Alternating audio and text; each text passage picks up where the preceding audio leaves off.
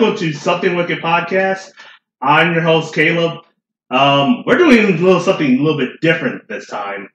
Ryan is off for this week. He'll be back next week, and he'll have a lot more content for you guys. But today it's going to be me, and I'm joined here with my two friends from, going on 10 years now. Justice and Landis. Hey guys, introduce yourselves. How's it going? Hello, this is a radio show for I'm sorry, I can't. We're literally having an argument for this about him using that stupid. Yeah, he's trying to do some weird radio voice. I'll give my background. My name's Landis Spencer. I work as a data analyst for Cadillac. I'm contracted through a marketing firm called Emmer & McCann, and that's my background. Well, all right. My name is Justice Morgan. I created a video game club. I get around in life. I just, take it one step at a time, because that's just who I am. And I meme and anime. There you go. That's it. There's a lot that you need to know is anime, memes, video games, life. That's it. He's also studying to become a what engineer? Computer engineer. Yeah. Unfortunately, I could have used his help setting this whole thing up. I guess he set up the computers and stuff like that. You're welcome. But, you still got some years ahead of you, son. Okay. Since the guy bought his own PC and didn't build it like a scrub lord. Right. So, let's go ahead and get started in our weeks. This is Black Friday. Literally the Black Friday. So, let's get started in our weeks. How are you guys this week? You guys want to start first? How about you, Landis? How's your week? Tell me things about what you did. Tell me things. You had Thanksgiving, right? You went to. Yes, I'm an American. I participated in Thanksgiving. You could be Canadian. Yeah, who knows? Who knows? But yeah, I went to 4 Thanksgivings.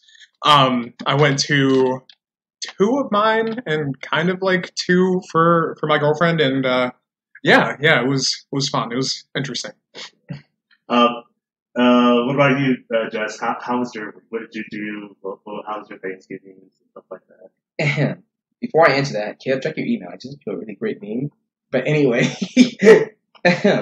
so yeah, my Thanksgiving, rather my week, this whole entire semester, my second last semester of college. Oh my gosh, it's been hell because it's been nonstop. So this Thanksgiving break has just been the best thing to ever happen to me in months. But yeah, my Thanksgiving, great. Woke up, went to things at 2 o'clock, and from 2 o'clock till 11, just house, getting food, hustling, trying to survive. Right. Because I don't have work until Sunday, and I need to, again, survive. Yeah, you're, for those who don't know, he's my roommate. Every time I see you, coming, you're just, nonstop studying. I don't think I've ever Justice has a crazy schedule, and it made me so happy that I copped out and didn't do anything science-related for my degree. Right. He'll go to bed at 8 a.m. Oh, no, 8 p.m., sorry, 8 p.m., and he'll get up at 4 a.m. Exactly. Yeah. I'm, mostly, art major, and, I'm not even I can handle that, type of, schedule stuff. I do a little bit of studying and practicing and stuff like that, but not to the extent that Justin's going through. I'm just rooting in the background for him to actually get this degree and do really good stuff in engineering and stuff like that. But that's real cool. Real quick, I do want to talk about Landis. You've been to both a white Thanksgiving and a black Thanksgiving. So I wanted to hear your input. What is done differently at a white Thanksgiving that's different than black Thanksgiving? Yeah, so just because no one can see us, I'm black, and so is Justice. Yeah, I identify as Justice. I don't identify as black. Thank you.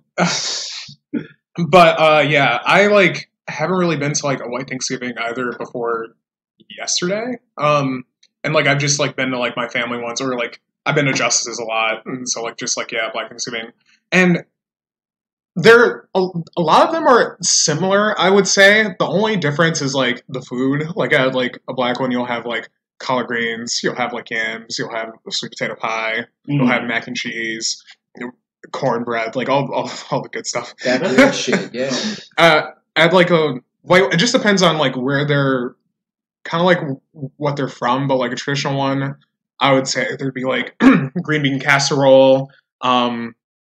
There's like candy yams too, but not. It's made differently. What else is there? It's just like the food is like the main thing that's different, I would say. Okay. Mine, I don't know if this is traditional with other like black families, but neither of my families really like drink that much on Thanksgiving. But I like white onesie. Right. They do. See, yesterday when I was at my uncle's house. I was learning how to play spades for the first time. You know, I mean, they drank just beer, but like gross. But I mean, hey, it counts. I've always like I talked to like other like people what their traditional Thanksgiving, and most of them have told me like, oh yeah, it's pretty much there's no big difference. The only difference I heard this the other day is the type of ham and like the way people cook turkeys and stuff like that. You can cook it one of two things. You can cook it traditional way through the oven and everything like that.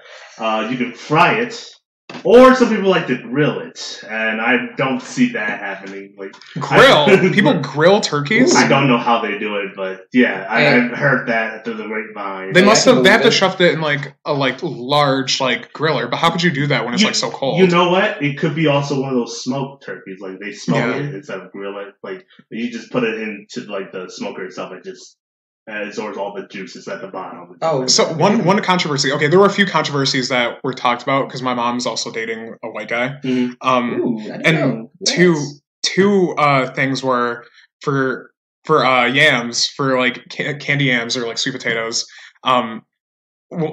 White people traditionally like to put marshmallows on their like sweet potatoes, and like you'll never see that at like a black family. That's so good though. I've seen that. And it's like it's the best. You don't need it though. Like the way like it's traditionally made in like black houses, it's usually like sweet enough to where you really don't need it. Yeah, if you put enough butter and sugar, from what my grandmother said, you don't need to add anything. No, it doesn't need. It really doesn't need anything. And then the other one was apparently I didn't know this, but like white people typically don't have sweet potato pie. Like I like brought it up, and like my mom was telling this about her boyfriend, and like they never had it before. They do pumpkin pie instead. Okay, sure, I'll go with that. When I was in high school, I brought up sweet potato pie and stuff like that, and everyone around me just seemed confused. I'm like, you guys never had sweet potato pie? Yeah, it's like it seems so common. It's like what? Like you think it's as common as a turkey? Now, granted, I've never tried pumpkin pie until like it was a few years ago for me. It's all right. As long as it has like the whipped cream on it and stuff like that. It's just like it's different. Like they're similar, but they're like different. Like the pumpkin pie has like a different texture. Yeah, it's like I can't describe the texture, but it's like kind of like more gelatin like or whatever. Sweet potato pie's better, hands down. It's way better. Right. Man. It's an art with sweet potato pie. Like, my grandmother, she used to be asked, but before she passed, she used to be asked all the time, like, hey, can you help me make sweet potato pie for this event and stuff like that? You make the best sweet potato pie. I would sit there and watch her cut up yams and stuff like that, and like. Slice it to the right angles, and then like she was like a nutritionist as her job for hospitals and stuff like that. Mm-hmm. So she had experience in the kitchen a lot. So she would make it just right to where it was golden brown on the top. It wasn't undercooked or overcooked, and it had the right amount of butter and sugar. Was the crust that kind of flaky, like that good kind of flaky? It was like intact. You could cut it, and it would just be intact. My mouth is watering as we speak. So good. And so it's interesting to think about. Okay, do white people put that much effort into making pumpkin pie as well? And I want to try the best pumpkin pie. They're like, this is the best we have. Right. Where do you guys get your locally grown pumpkin? And that's very good. So other than that, in my week, I also went to like Thanksgiving at my parents. We went over to my grandmother's house, and I sort of just got caught up with my main family. I've haven't seen my cousins, my two little cousins, since they were in elementary school. Yeah. And come to find out, oh yeah, we're in, one of them is in high school and one of them is just getting out of middle school. Oh, jeez. Wow, I never pictured you guys even get I just pictured you guys still playing perpetually being in You elementary just school. assume they're just forever going to be in elementary school, even when they're like 16 years old. Just saying all the other elementary school kids. Exactly. Like I looked at my dad, I'm like, okay, I get it. You know, the whole grow up fast thing. Yeah. I get it. Time means absolutely nothing. No, yeah, Goodness, yeah. Yeah. Especially when, after I remember my cousin Fantasy, I remember she just graduated high school. It was a year ago. I went to her grad party. I didn't even know this because the last time I saw her was during my grad party, and that felt not even that long ago. And time flies. Yeah.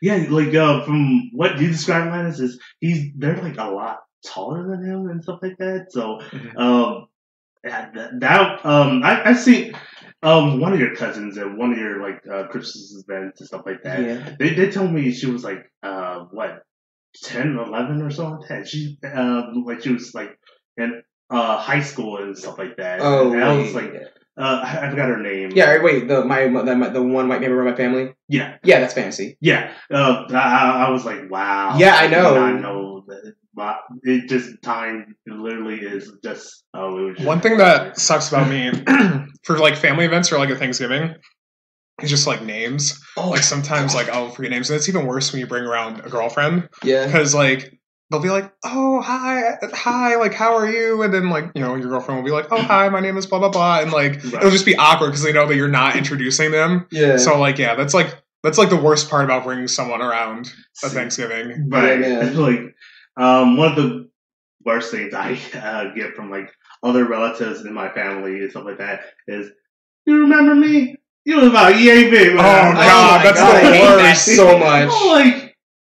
It's bro, I met you when I was 2. How could I remember you? You haven't seen you in 20 years. I have a life. I do things, man. It's I do not remember you, not at all. And my parents are smart on that, and of course he doesn't know you. You've never even come. You've never come around. Who are you people? So it's that scene from SpongeBob. Patrick, who are you people? I'm sure this happens to me in my family. But this happens to me in college as well. Literally, I'm walking around the campus, minding my own business, and there's literally someone who's hey, Joseph, how's it going? I'm who the fuck are you? And I'm I've had you in my class for the last, 3 semesters now. And I'm again, who the fuck are you? I still get flack about this every single day from one person. They're hey, yeah, no, you've been in this class with these people for 2 years. You should at least know their names. I'm again, I don't know these people. I just go to class. I sit down. I don't give a fuck if I was in my class until I need to. Mm-hmm. Aside from that though, everyone's literally just a blank ass fucking face to me. So I don't. And I remember in high school and stuff like that, everyone knew me and and half of them people in high school I did not even know. Oh my god! I was the same way in high school too. There was a bunch of people that I didn't know that somehow knew me. Right? Again, who the fuck are you people? It got to the point in which it was foreign exchange students that literally they would be near our area of conversation and stuff like that. They knew around the time in which we would meet that they would just need to be around there when we start talking. Are you talking Margento and not Margento and them Dang, you guys are gonna call it specific names? Yes. Okay. I'm pretty sure no one on there knows who they are, and even if that's the case, then they know who we're talking about because those kids, I swear, they were the worst. Who are they? Marcento and oh yeah, they were talking about. I thought we were back on those random foreign exchange. No. Okay. No. Those two foreign kids. They were from Alberta, Canada, Albania, or some shit like that. Yeah. And they would start talking mess about other people and stuff like that, and even though they were the weird ones and stuff like that, and it was just there were all types of toxic people, and everyone was just glad to be out of high school as soon as they found out they're not going to be here any longer and stuff like that. So that was just a whole ordeal. But other than that, in part of the rest of my week, I've just been playing more of Death Stranding, that Kojima video game. I know, like, you guys haven't like caught up with like video games in like a while. All you need to know is they're ghost babies, man. My era of video games is Halo 4 on the Xbox One, right before the Master Chief Collection. See, like, yeah, in which I want to get into my next subject, honestly. So I want to get a little bit into news because we're going to be spending most of this podcast on like news subjects and starting from that. So Google Stadia came out not too long ago, and Google Stadia is the new Google console streaming service, man. Your Google laptop, your phone, yes, the console, in which you can just play games and do streams, and people will see those streams and see what game you play and go immediately into it afterwards. At least that was the plan. Now, well, you can watch streams. And then you can, if you can like click on that game like in stream and like play that game. Yes. Wow, that was the plan. Wow. And they were claiming that it was going to be the future of gaming consoles. It's just going to be like every video game was just going to be downloaded instead of like a physical copy that we're used to, and it was just going to be all the rage. But broken promises from a company that knows nothing about video games. No, not at all. So Google hasn't made anything gaming related. Right.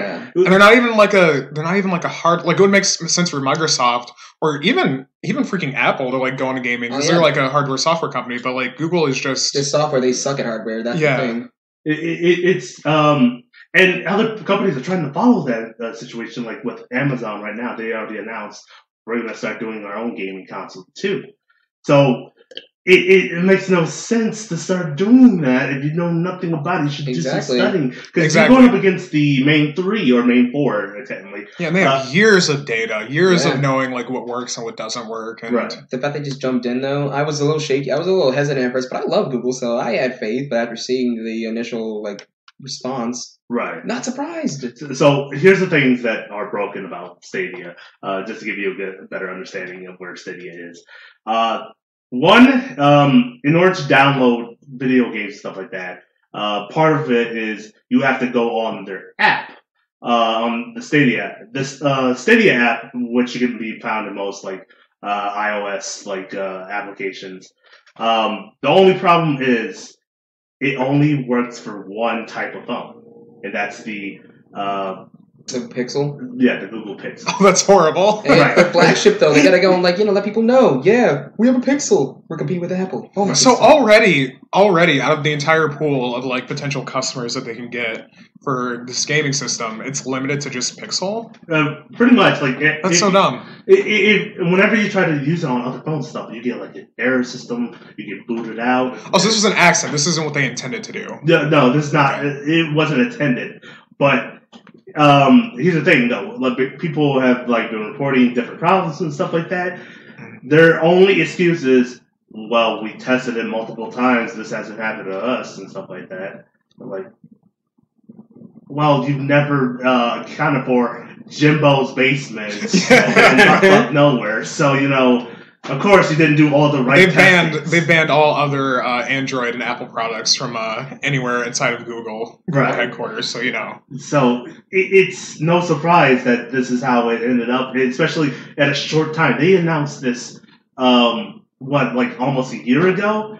And you can't make something in a year and expect it to work. No! It's not possible. Like a whole console. Yeah, that takes years of development. Like, look at the Fire Festival. They had, giving themselves, 6 months, a year, and, terrible. I think this is, a broader thing with... And I'm not the best to talk on games because I haven't played in a while, but I've heard, a lot of complaints. And it's just, it's a broader trend of people really rushing out products before they're fully finished. Mm-hmm. And I hear this about gaming all the time, where people will always release half-finished games, and then they'll rely on updates. Yeah, they'll rely on updates and like stuff from the Microsoft or like PlayStation Store to like really like fix the game. And it's just like back in the day you couldn't do that. Like back in the early 2000s or like in 2008 and everything like that, you had to release a finished product because you couldn't go back and edit it like that. I mean, hey, you could just go into everyone's house that bought the games. Add an extension or something. Give it this shit game. Here's a good one, little Jimmy. Then his first thing will be like, "How'd you get in my house?" Right. Oh man, and it's not only just the problem with that. What's continuing more is that people are having trouble even getting into the system without it just getting to a user error, or what is very new to the scene is people have connected their Stadia to their Google Chrome, and so the Google Chrome, what happens is it just starts the Stadia, or I think it was either the Chrome or the Stadia. I think it was probably both at some point, but it will start to overheat, and eventually some of them have been known to catch on fire. Oh my god! Oh man! How can that be slipped by like that without anyone knowing? Honestly, I guess it could be ventilation problems and stuff like that on other people's ends and stuff like that, but you need to account for that type of error and stuff like that. So obviously, there's not a lot of testing that was put into the situation, and people were just smack dab in the middle of their consoles catching on fire and potentially burning their house down and stuff like that, almost. In case people didn't forget about the Note 7, now you got this. Right. Oh, speaking of has anyone seen the phone, has anyone seen the full phone controller mount thing? Oh, sure. Yeah, so look it up. So if you want to use the Stadia on your phone, you need to go and have this little controller and then have a mount that connects your phone. Well, you can hold your phone, and then you have a little USB cable that connects the controller to your phone. It's just, in public, it's just the dumbest looking thing. Wow. Just look at this Landis. Yeah, there you go. Oh my god. I mean, hey, sure, it works. It's just, I don't know. You shouldn't have to go through extra steps like that just to play a video. Just to play Mortal Kombat 11 on your phone? It's like games have already started doing this with releasing things before. Again, to go back to what I was saying before they're finished. Like GTA always promised heist, and it took them 2 years to add heist in the game. Yes. Seriously, I thought. Oh no, that's right. Online was super a little bit down the way. Yeah, with video games like that, which is why I trust a Rockstar. If they know something's not going to be done in time, they don't promise something, or they don't give an exact date, and they also let people know if something is delayed or stuff for more development. They don't rush their developers. You can't rush art. No, you'll just end up. You always have a terrible game or movie or whatever album, whatever it is. If you rush it, yeah. Look at Sonic the Hedgehog, man. Yeah. Right. Oh my god. Let's talk about that for a little bit. So, for those of you who don't know, the trailer for Sonic the Hedgehog got re-released with a new design for Sonic. So instead of having this humanistic teeth, having disproportioned limbs and stuff like that, this Sonic looks like the Sonic that we have. Now, it was a fault on both ends. It was both us, people as a fan screaming at them, saying, "Oh, this looks hideous," and change it and stuff like that. In which they could have been doing something a little bit better. But yeah, and they pretty much changed it now to where it looks a little bit more.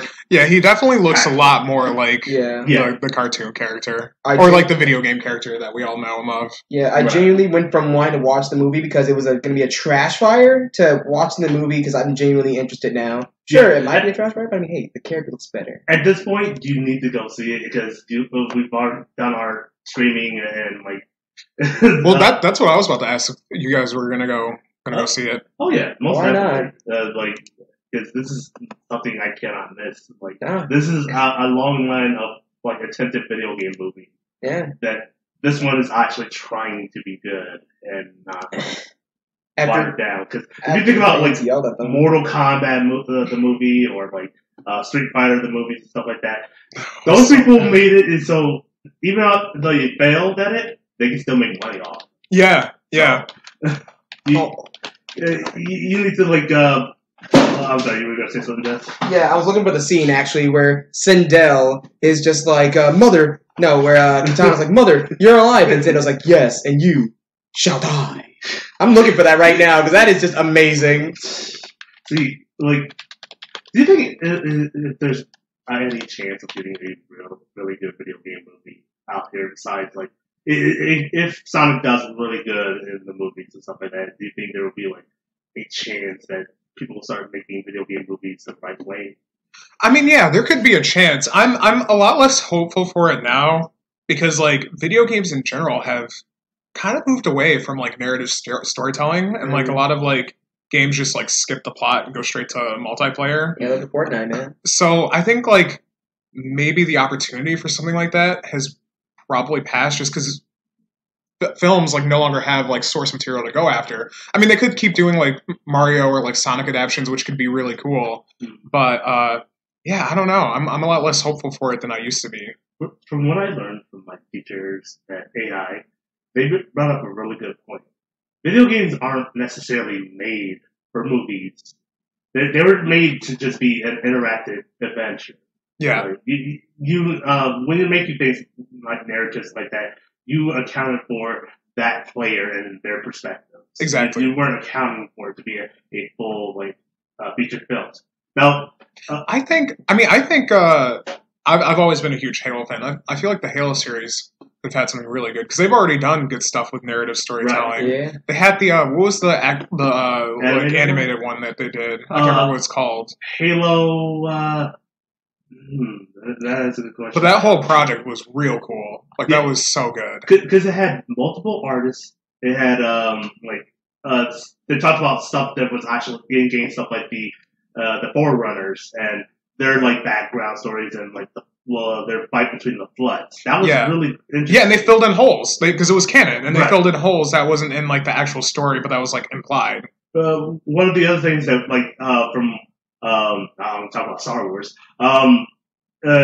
From like we've all saw Star Wars Rogue One, right? Yeah. One of the cool things about it was an event in between movies. It was like different people's perspectives. Like the reason why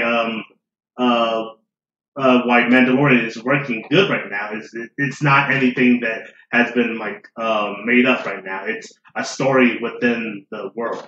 Yeah. And people want to like just want to look more into this world and stuff like that. They want to see people's different perspectives. They had a really good one in Halo Legends, where and that's the name of the movie. Oh yeah, Legends, where like this one guy put on this giant mech suit, and he one of his like friends died, and he was just fighting to the last limit. Like you didn't know that type of technology exists in this world, and how much of a big effort and sacrifice each soldier had to go through, which is really cool.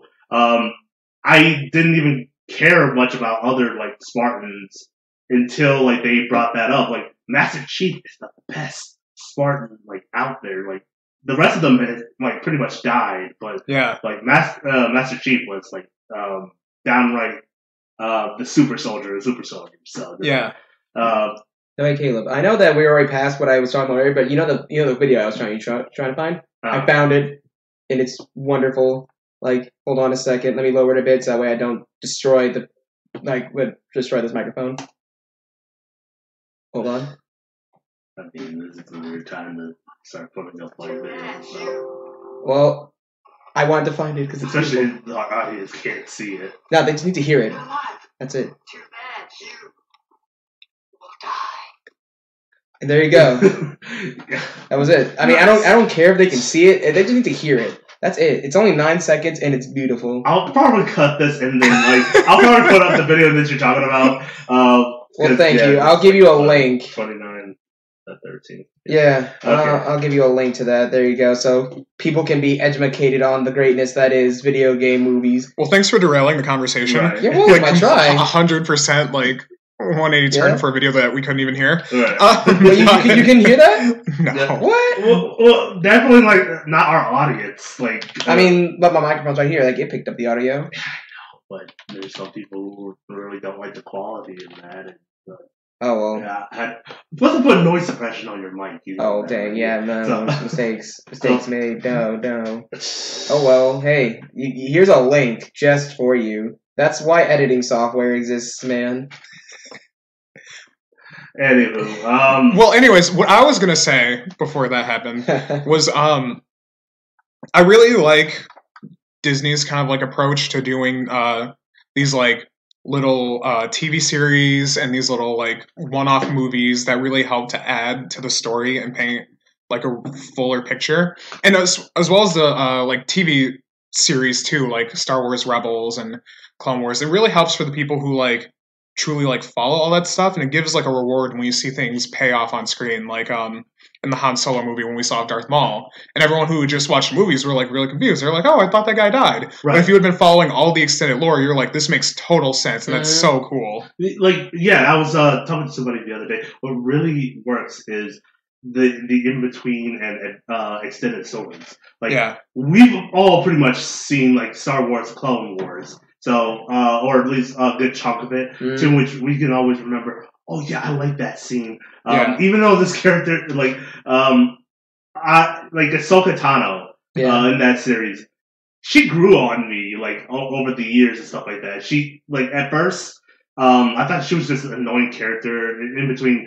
Being an annoying character under another annoying character is just too much for me. But she grew over time, in which she was the voice of reason of like Anakin. And Yeah. stuff like Yeah. that. And they did Anakin really well in that series. Right. They made him like all of his bad traits in the original prequel. Sorry, they really like smoothed that out and made a really great character for the Clone Wars series. Right, because they only brought it up like every now and then they definitely did like a whole episode of him like going, seeing his future. Yeah, that was so cool. Right, so even him like seeing his future, like, no, this is impossible. I would never do this shit, and just sort of like going into like the original series of like, oh wow.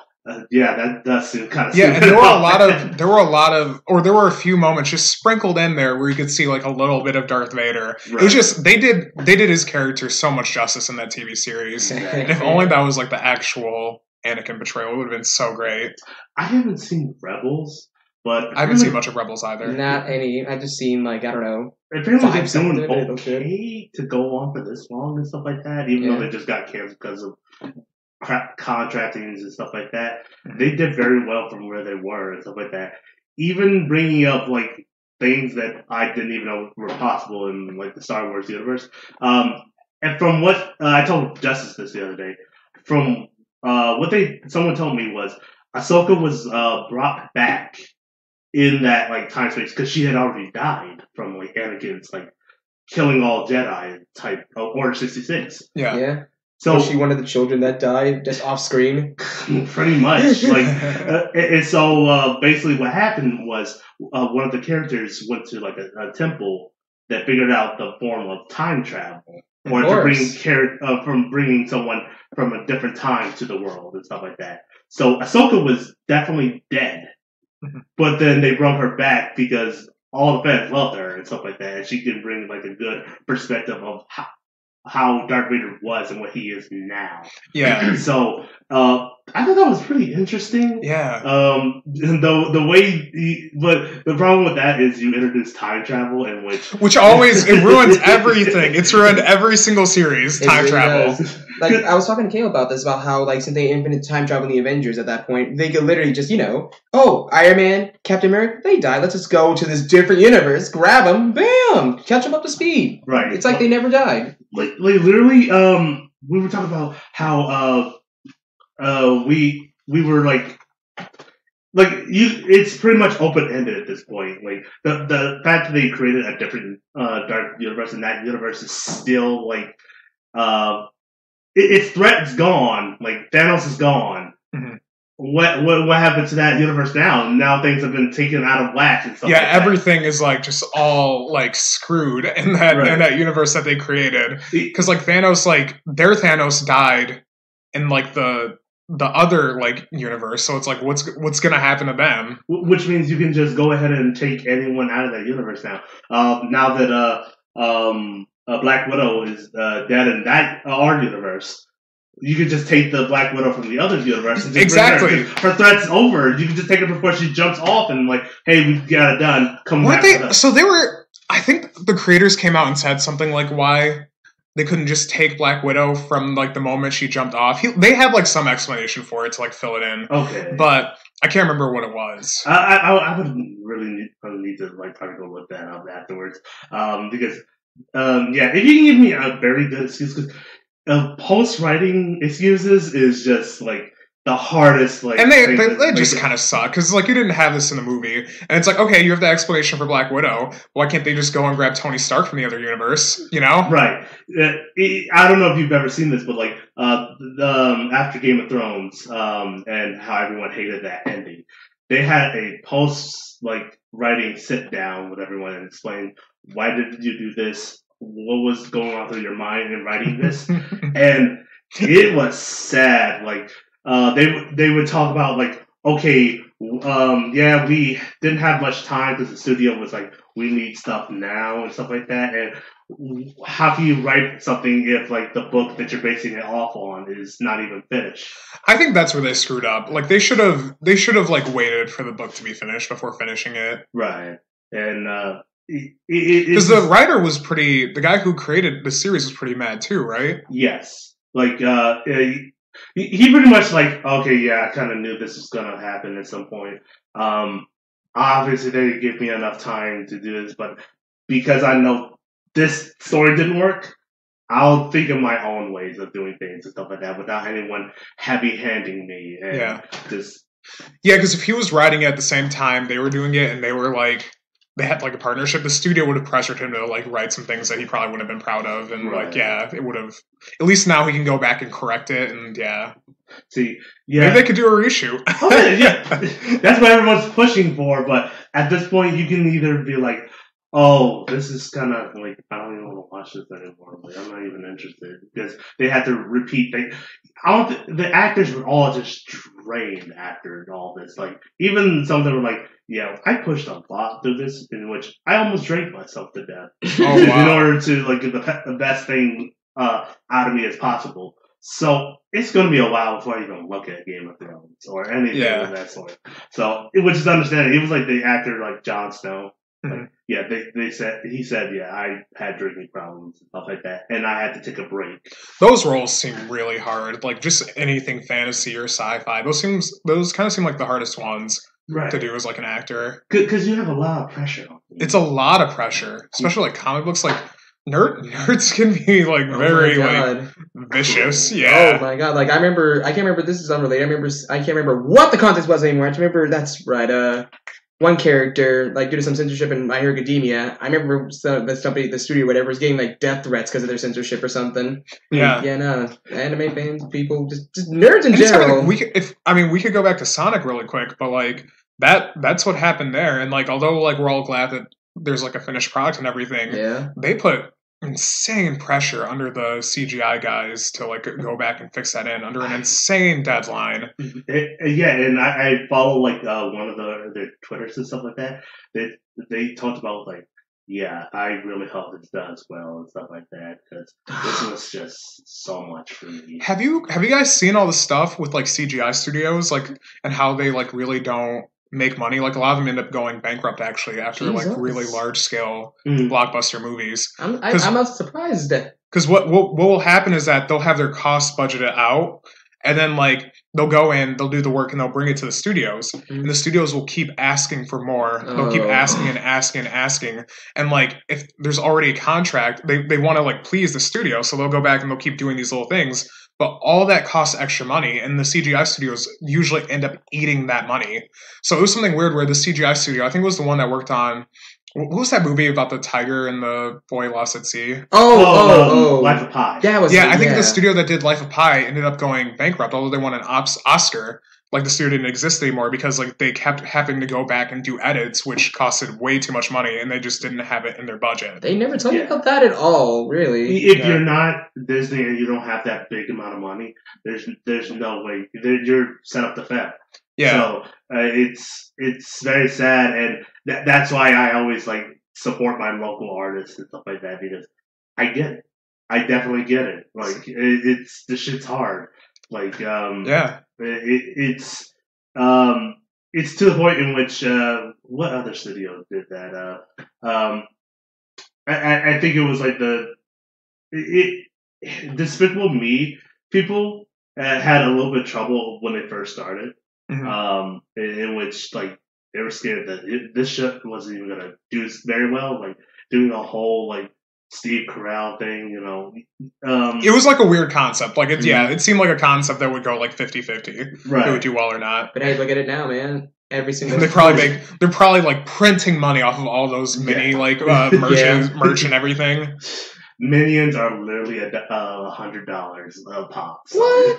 Probably. I think creating your own design of like minion and like how much like minions are like in one area, that's a lot to like do. Especially if you're doing like army CGI is the hardest CGI because because it has to be like realistic and believable. right. Yeah. You can't just have one guy just walking into another guy and just keep going.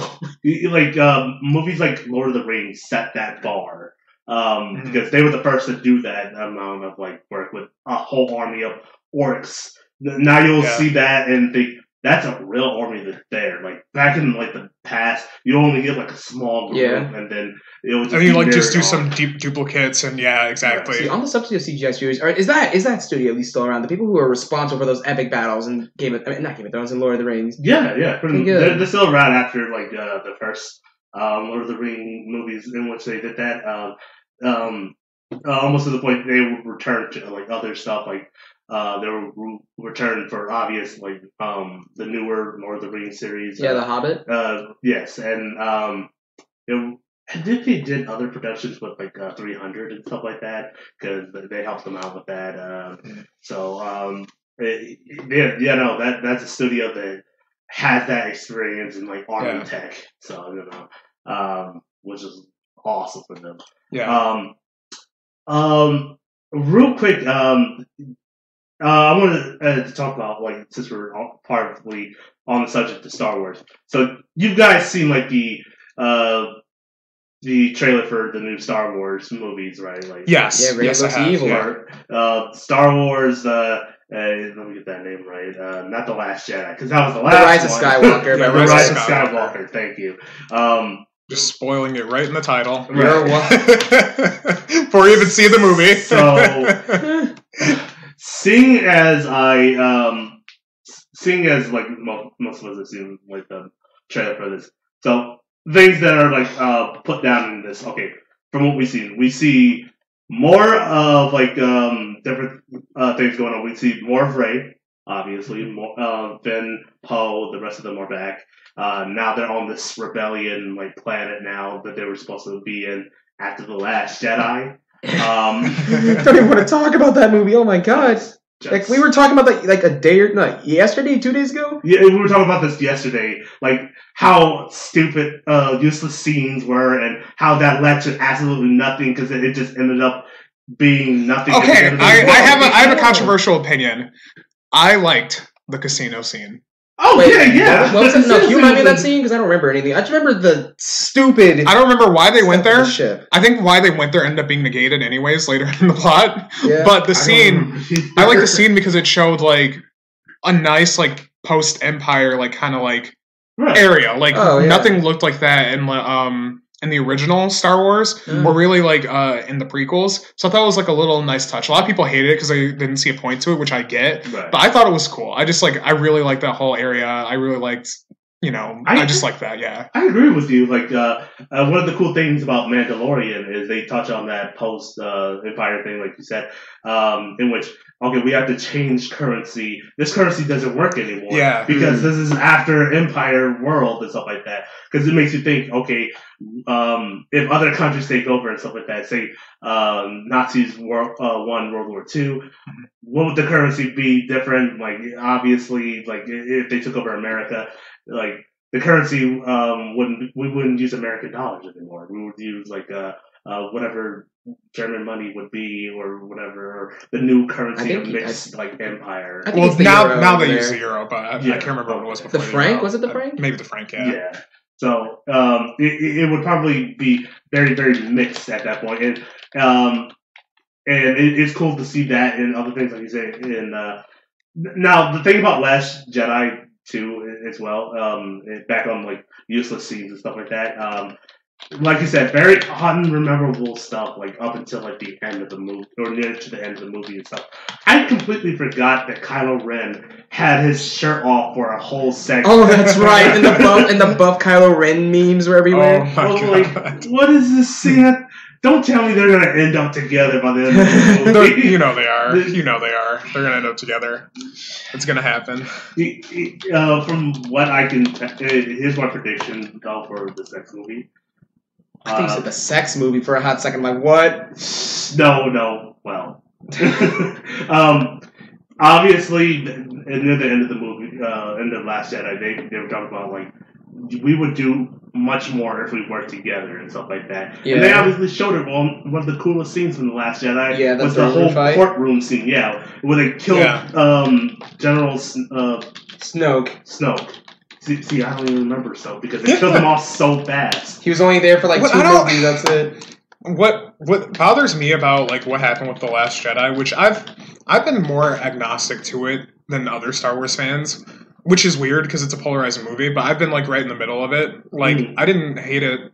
I didn't love it, but it did like throw the plot in a very weird area, and like where they're at in the plot now seems like a rehash, even more of a rehash of the original trilogy than they could have done, right? You see what I'm saying? Right, because you when you get rid of your director or writer and stuff like that, and you change it out with somebody who has to pick up that slack, obviously it's not going to be great because this next director, he was picking up from where director of Star Trek. JJ, was it JJ Abrams? Yeah. Yes, he had to pick up where JJ left off, and that's kind of hard to do when, like, okay, where was he going to go with Rey's, like, whole thing? Oh, is she just a Mary Sue? Is she just, does she have a connection with Skywalkers? No, she has no connection with Skywalker at all. She's just one of those Anakin births. Like, she was just existed one day. I mean, like, she practically is a Mary Sue. Like, she had one fight with a lightsaber when she had no training. She almost beat... No, didn't she beat Kylo Ren's ass in the movie? Or did she almost? I can't remember anymore. She beats Kylo, like... She force pushed him into a tree and then just walks away. Goodness. Like, even though she had no idea she had those powers in the first place. Yeah, practically a Mary Sue. That is the most Mary Sue it's ever been. So, Mary Sue with laser swords, man. The other thing about it, too, is, like, where do I want to go with Kylo? Like, what's his backstory and stuff like that? Oh, he almost got killed by Luke. Make him even edgier. Right. Like... I kill all the younglings. All sounds familiar, right?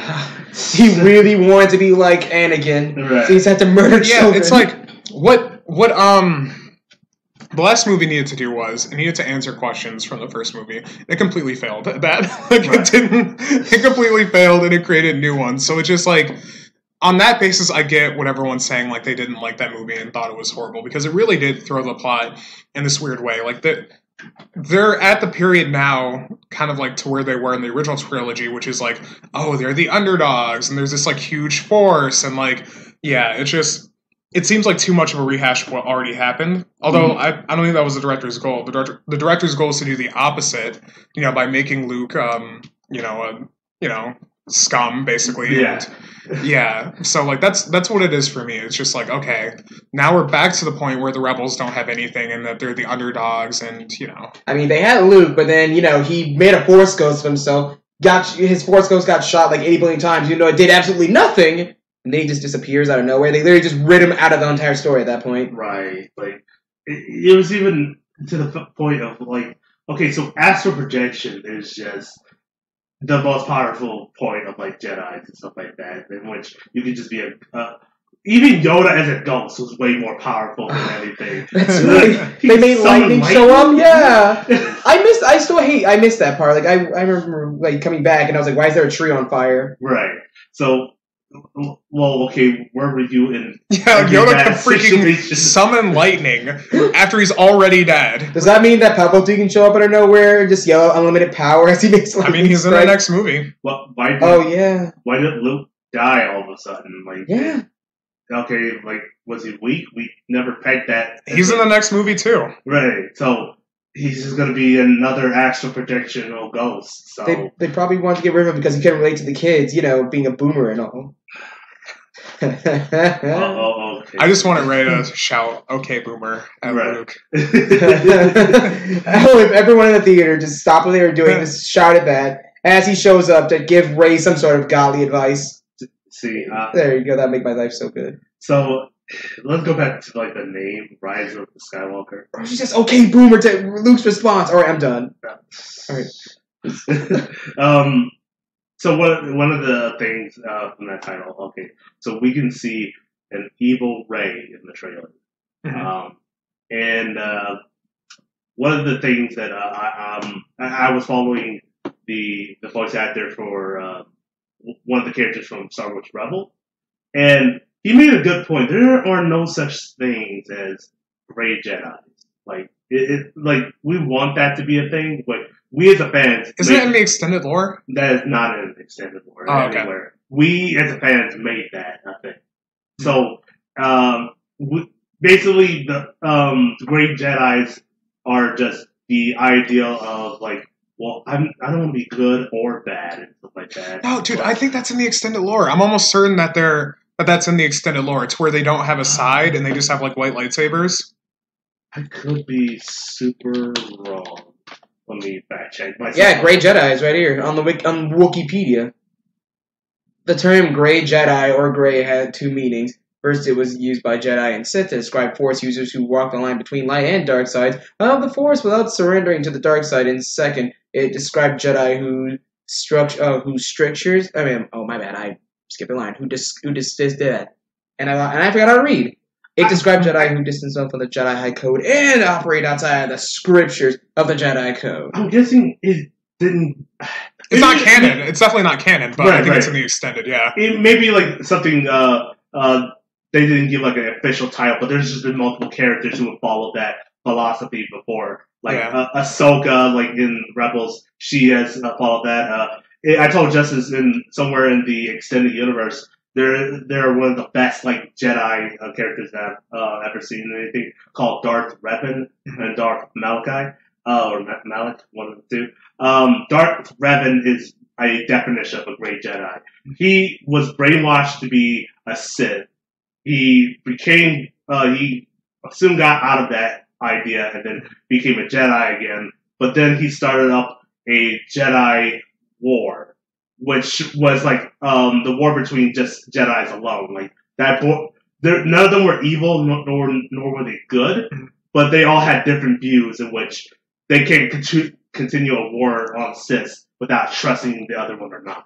So yeah, I have a question for you guys, and we can move on from topics if we spend too much time on this one. But just real quick, do you guys, what do you think of Jedi? Because like the picture that you get from seeing the prequels is that Jedis really aren't good either, because like they have like such a strict code and like such a strict observance of like the Force, and are so like, you know, detached from emotion that they're really not a force for good.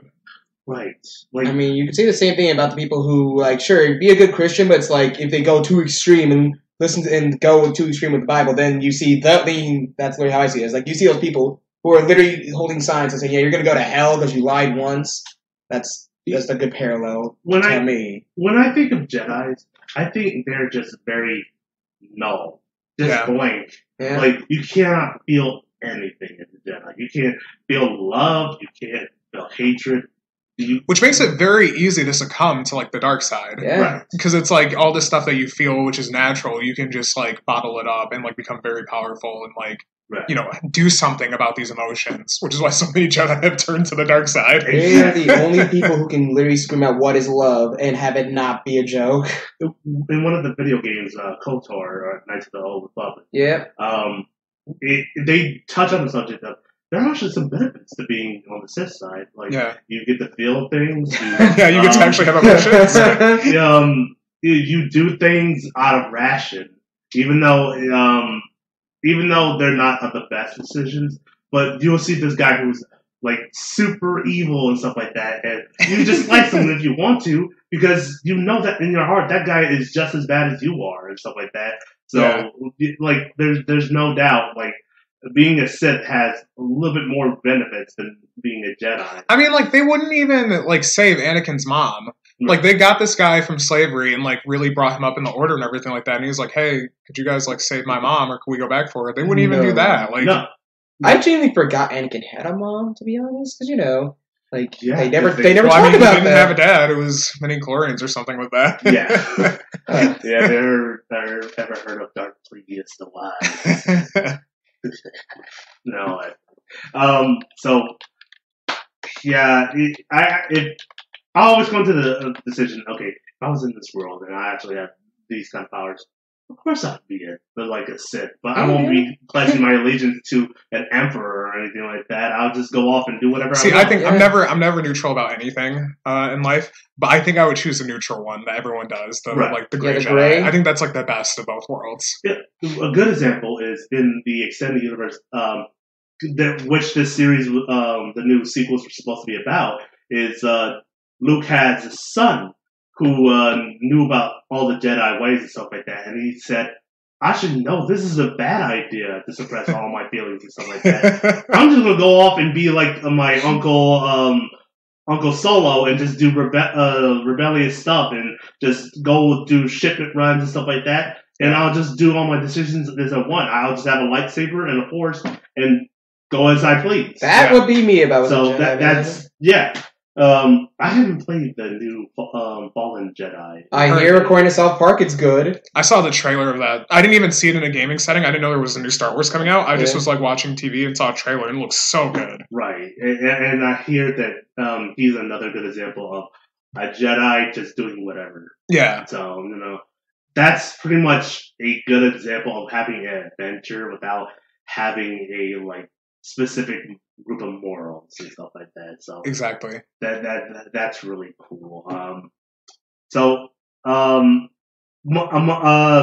Let's change subjects now because we've been on Star Wars for way too long. Not long enough. Talking about Star Wars, you fucking nerds. Let's talk about something you wanted to talk about, Landis. Yes.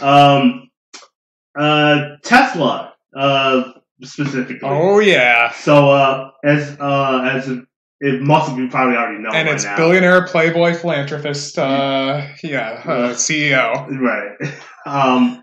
So Tesla, the company, just recently came out and presented their new and improved truck called the Cybertruck. The Cybertruck comes with critically acclaimed stainless steel armor on its plating,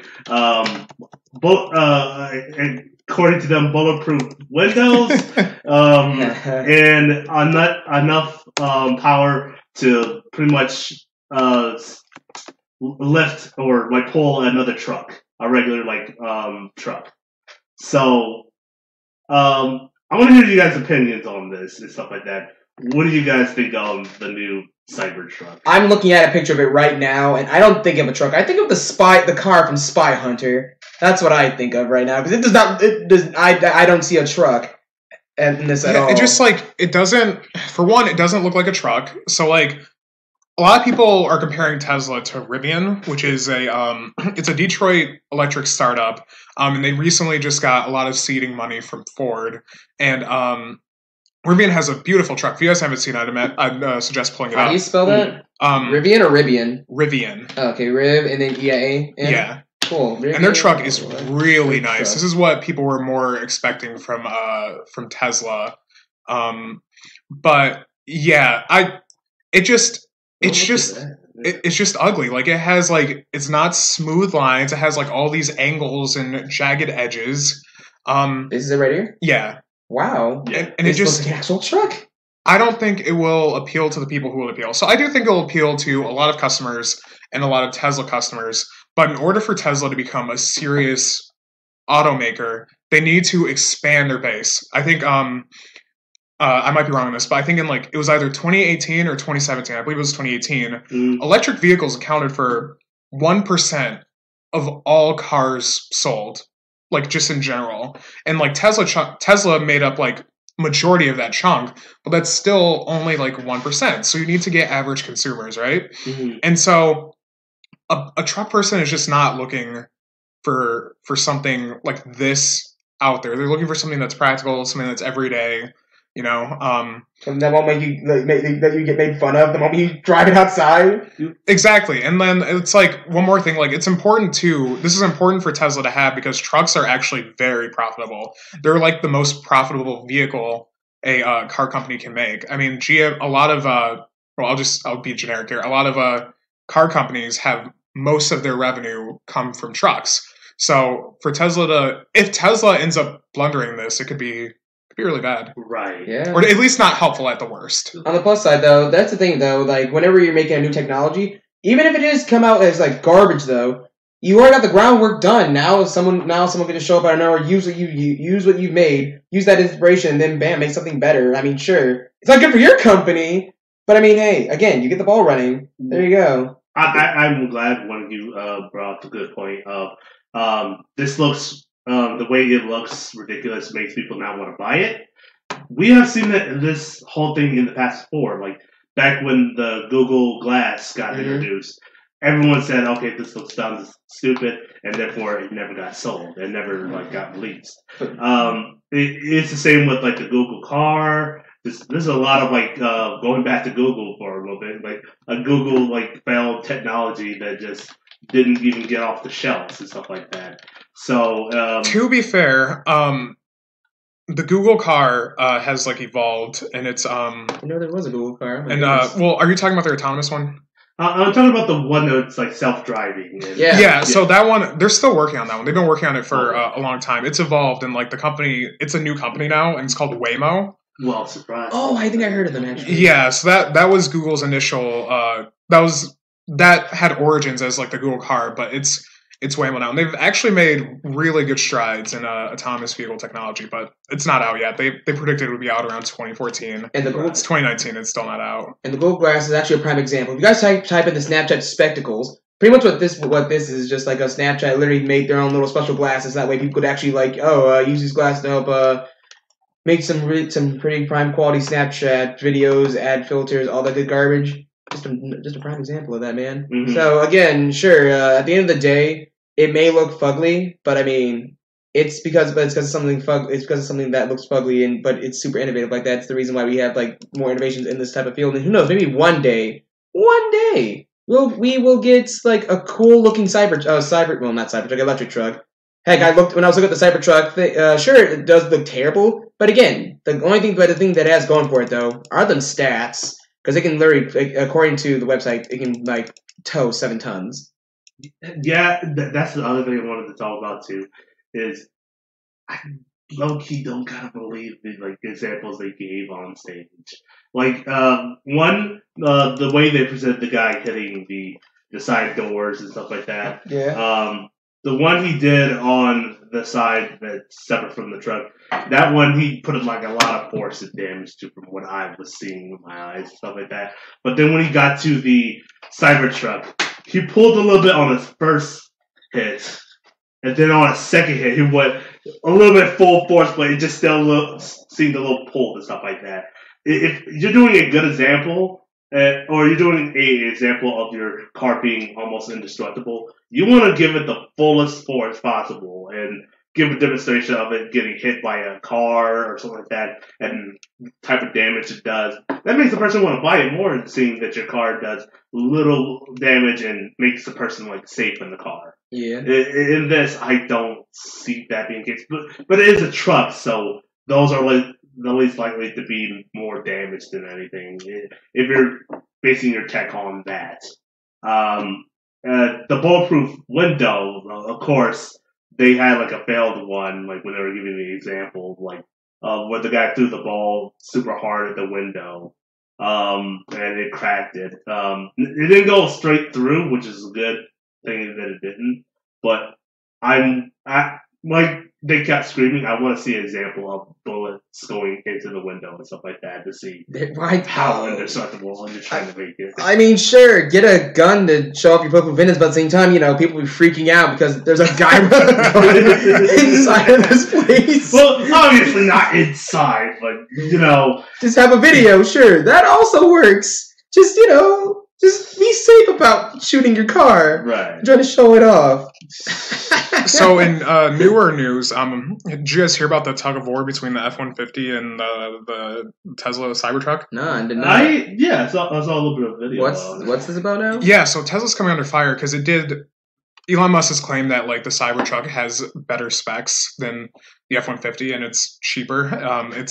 I think like their price range is like $30,000 or $40,000 for like a base model. I can check right now actually. And so Tesla did a demonstration video and like had a little tug of war with the F-150 and the Cybertruck, and I believe the Cybertruck pulled the F-150 like up a hill. Yes. Yeah.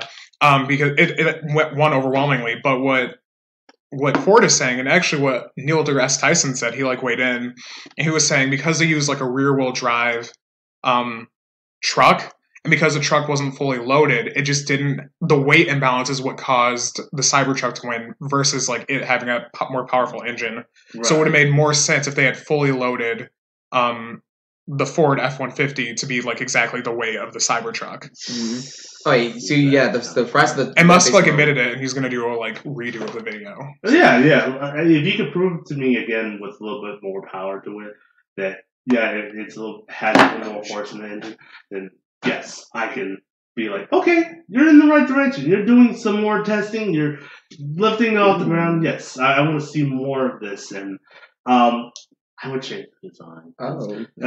It just doesn't look street ready. And there's also some people have like some engineers have pointed out some like good things. Like it doesn't appear to have a crumble zone, which is illegal. Like all cars, a crumble zone. So like when your car gets into an accident, all the energy goes to like crumbling up the car instead of to you. Yeah, I know what you're talking about. You're talking about this little like foam that's in between. Like I saw that when I worked at my internship. Yeah, nah. And that doesn't have that. I'm looking at this thing right now. And it doesn't have rear view mirrors either, which is illegal. What the heck? I'm looking at this thing right now, and I'm just not noticing. There's you up in the front, and I mean, like I just barely see any difference, I guess, between like the front of the car and what am I saying? It's electric. Oh my god, I had a little brain fart for a second. Forget what I am saying. I mean, whenever we think of like future cars, that obviously like back when I was in middle school, like this one kid had like a booklet of like cars of the future, stuff like that, and we're going to like go with designer cars in like 2020 or 2030 and stuff like that, and they all look slick, smooth. Some of them looked a little bit practical. The only problem is, and the reason why we haven't even got to that point is because of money. Well, cars are already, besides like this Cybertruck, cars are already like heading in that direction. Yeah. Right. You look now; they're way sleeker than they were a decade ago. I legit feel like I'm gonna get cut when I look at the Cybertruck. Both of you have like Bluetooth oriented like cars and stuff like that, and tablets inside of them. That if you had told me that was even a thing in like the future, I would have said, "Wow!" Like, forget having a TV in the back or something like that while watching Dora, whatever the hell. That's like more advanced than like most cars used to be. I was talking to my dad the other day and stuff like that. He's a type of person who he's to the point in which he made everything automated in the house almost. Oh wow. Like I said, he's like one shy away of getting that, like telling the Alexa to like turn off the lights, and I didn't want to say that in order to activate her. That's why we're happy it's off. Yeah. Okay. So good. You can't do it anyway, but still. Yeah, and so he's one shy away of that. I'm like, so if they told you there was a such thing as a smart house or something like that, would you get it? And like the Disney movie? Yeah. Oh God, no! My brain would just go straight to that. Like I asked him, so you were the type of person to just immediately go onto like the advanced technology bandwagon as soon as that threshold hit, and he said, yeah, pretty much. Like as soon as computers got to that like type of situation where it was more practical in the workspace, I started to like go more into it, and almost to the point where my whole job is based around the computer, and I know so much, in which it gets me so much into the workplace, and it got me very far. So that's something that I thought that was cool that my dad told me about, and so it makes you think, okay, the more technology advances more and stuff like that, and cars and stuff like that, people will start looking into, like, if the Tesla comes out, they'll start looking into, okay, well, I can take this apart and I can see if I can make something a little bit better. Yeah. Mm-hmm. So, yeah, it's a good start. And what I do like about the Cybertruck, I won't just completely diss it, especially because I work in automotive and I might need Tesla to be my employer one day. Mm-hmm. I will say that what you're basically saying is please hire me, Eli. At least like Eli. they tried to think outside the box. Mm. At least they like didn't go with convention. And they tried to like release something that's like never been done before. And a good thing about this is that it's given them a bunch of earned media. Earned media is a marketing term, and it's basically like when people are chatting about you, when people are tweeting about you, when the news is doing stuff about you, everything that you didn't pay for is earned media. And it's like what a lot of companies seek to get. And this has gotten them a bunch of earned media. They've gotten over 200,000 pre-orders for this truck. Right. And so the out there-ness of it has definitely worked to their advantage. We'll see if those pre-orders persist and if this car ends up selling well, but yeah. One of the driving medias in like most things is memes and stuff like that. My God. Oh yeah, that's a meme too. Yeah. So many memes of this. No wonder people are getting onto the bandwagon. That's how I found out about this thing. Was it from a meme? Either from a meme or just scrolling through YouTube. Either way, I've seen this thing like a billion memes. So let's just assume I learned about this from a meme. Well, the reason why Geico has done so better over the years and stuff like that is people are able to look back on, remember this funny Geico commercial? You guys know that this is intentional, right? I've been in like some advertising meetings, and there have been like a like meme portion of like the campaign, or like trying to get the campaign like made into memes to like get the life of it to go further. Talk really helps because if you saw in recent news that the state of South Carolina were talking about we're all on meth. It gets people talking. Oh, yeah.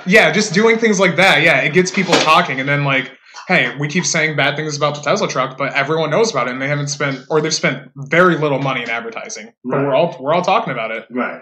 So if you can get the most, like, if you can get people to talk a lot more about your product, the more revenue you get. So, say if I make a meme about, like, I don't know, Raisin Bran one day or stuff like that. And, that it would spread like wildfire thanks to like things like Twitter and Reddit and all those like good places and stuff like that. It'll get you in different situations like that. Yeah. I mean, the whole area, you can just look at the Area 51 thing, which was like a huge meme and like ended up creating this whole buzz. Oh yeah, I still remember how some guy literally thought about making a festival for that, like yearly now due to that. Right, like I don't think people, like, one of the cool things I told you about is I was following this one guy who hasn't gotten back in Naruto in so long and stuff like that to the point in which everyone's talking about Naruto running in, like, memes. Yeah, in the news, too. They were talking about the Naruto running. Yeah. And like, maybe I should get back into Naruto. What's happening in Naruto? Oh, alien stuff? Oh, okay, aliens, cool. They can light people on fire, destroy villages just by looking at them. Yeah, no, right. Sasuke has to blink and someone's dead. Yeah, and I thought that was funny. Oh, that power creep. Oh, all right. I told Justice how much I fucking hate it. How Talk No Jutsu is the most powerful thing in Naruto. You can talk anyone into being a good guy again, even if they're child murderers like Orochimaru. Oh, that's right. Yeah, he's a good guy, by the way. If you didn't know, he's a good guy now. Thanks for that spoiler. You're welcome. So sorry. Yeah. I thought that was fucking stupid. Like, how the fuck you can't just talk to Osama bin Laden and be like, I'm going to be the president someday. You need to be a good guy again. Okay. I'll help you until I get killed. There you go. You're my Nakama. Osama bin Laden. My best friend. And nothing's ever going to change that. Oh no, you're dead. You'll Right. still be my best friend, Osama. Oh, man. So is there like any other like type of like feature type that you think is going to like sort of advance more? Yes. Besides like cars themselves, like obviously computers are obviously going to get more advanced the more we do and stuff like that. Smart glasses, man. Just because after all, again, sure, they're already looking fugly already, but eventually, as time goes on, they keep looking better and better and better. Plus, as time goes on, literally, like, as time goes on, we keep doing stuff. We learn from our mistakes, we improve. Eventually, one day, we will have a good-looking pair of smart glasses that will not look so different compared to everyone else's regular glasses, and it'll be freaking great. Especially if we can implement AR into those things as well. There you go. That could be some pretty fun stuff, actually. I had an idea the other day. So we pretty much have like a superconductor or hoverboard, like actual hoverboards, not the ones with the wheels on. Hoverboard technology and stuff like that. Mm-hmm. And it's pretty much like it works. It's on the surface, matches that electrical like conduit like the rest of like cars or that like type of air surface thing. Anything can just float on top of it, and we won't even need like actual wheels and stuff like that. Yeah, I've seen a video of what you're talking about. Do you think like cars will be implemented in which we need to fix roads, and to which we don't need to repair them in order to like just drive on them, and it's pretty much and we won't need like gas to pretty much fuel them. So I haven't heard much talk about that, although I'll look into it. Mm-hmm. Where the auto industry seems to be right now is very much with autonomous vehicles and electric vehicles, and like creating like a network that can like respond to autonomous vehicles. So like I've seen proposals for smart roads, where like the roads can like chat with like the autonomous vehicle and like alert for like potential dangers such as like deers crossing the road or like patches of ice, or like even I've seen proposals for these roads even being able to like heat themselves to like get rid of ice and snow. Yeah, that would be cool, and stuff like that. So those are really cool. I've seen proposals of like being able to like charge cars as you're driving, so you don't have to pull off to a station. Like if we all switch to electric vehicles, just the maintenance alone for that, though. Yeah, well, so there's one company that's proposed like having like a port kind of like at the end of like a car, and like there would just be like the car would have like a crane that would like attach to the road, and it would use kinetic energy to charge the car, and it would be like very little like cost to like implement it into roads. Right. So yeah, that's where like all the talk I've seen goes, is just like having cities that can communicate with cars and vice versa. I've seen proposals for like HUD displays for cars and displaying like temperatures and like just important information and like, you know, restaurants nearby and all that stuff. So there's some cool proposals out there, and we're seeing a lot of stuff at the electronic trade show, the Consumer Electronic Trade Show. They have like a bunch of car concepts and stuff. I freaking love CES, man. Yeah. I haven't been to the Kobo Center in a long time.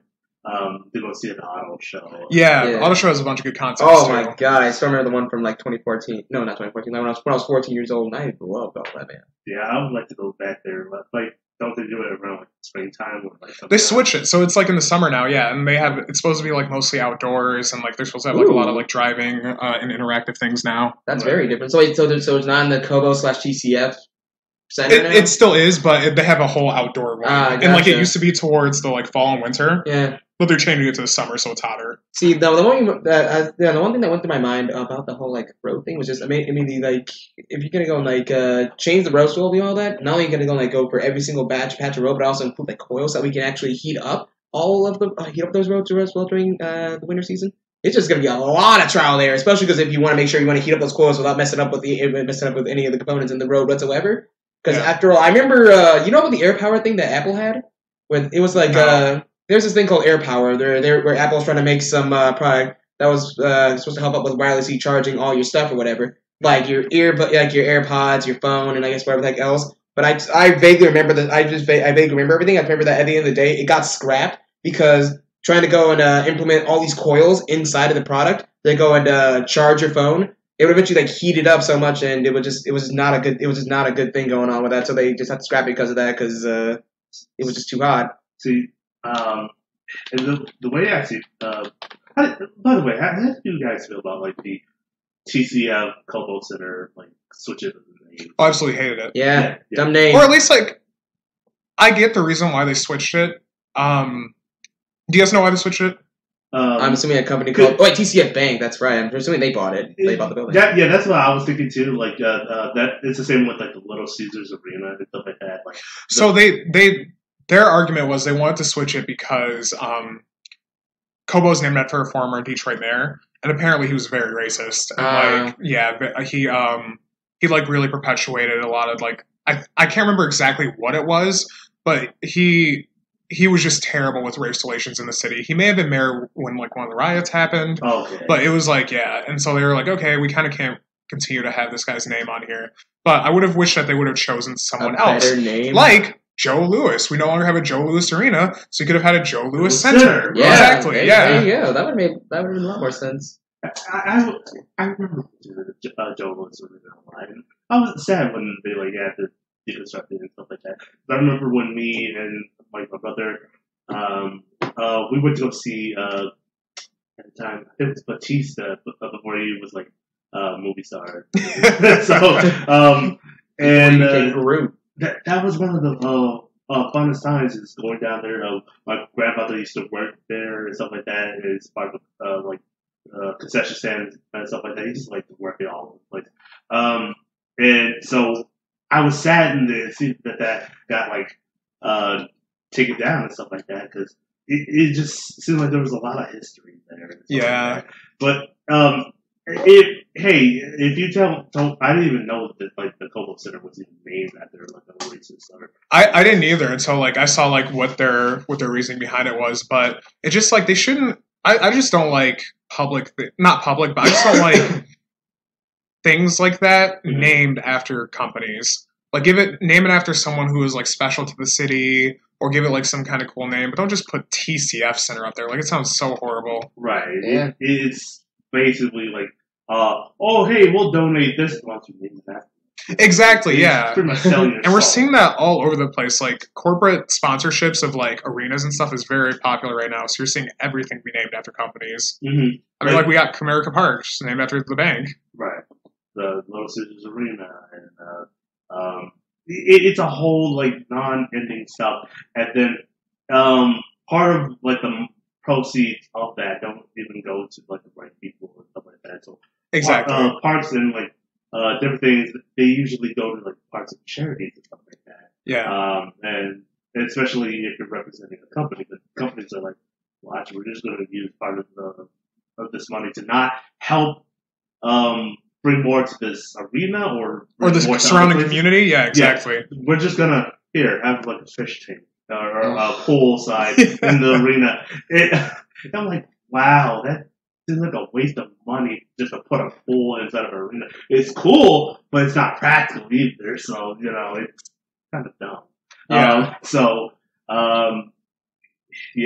Like one day I hope that we'll like sort of get out of those shackles of like corporation naming and stuff like that.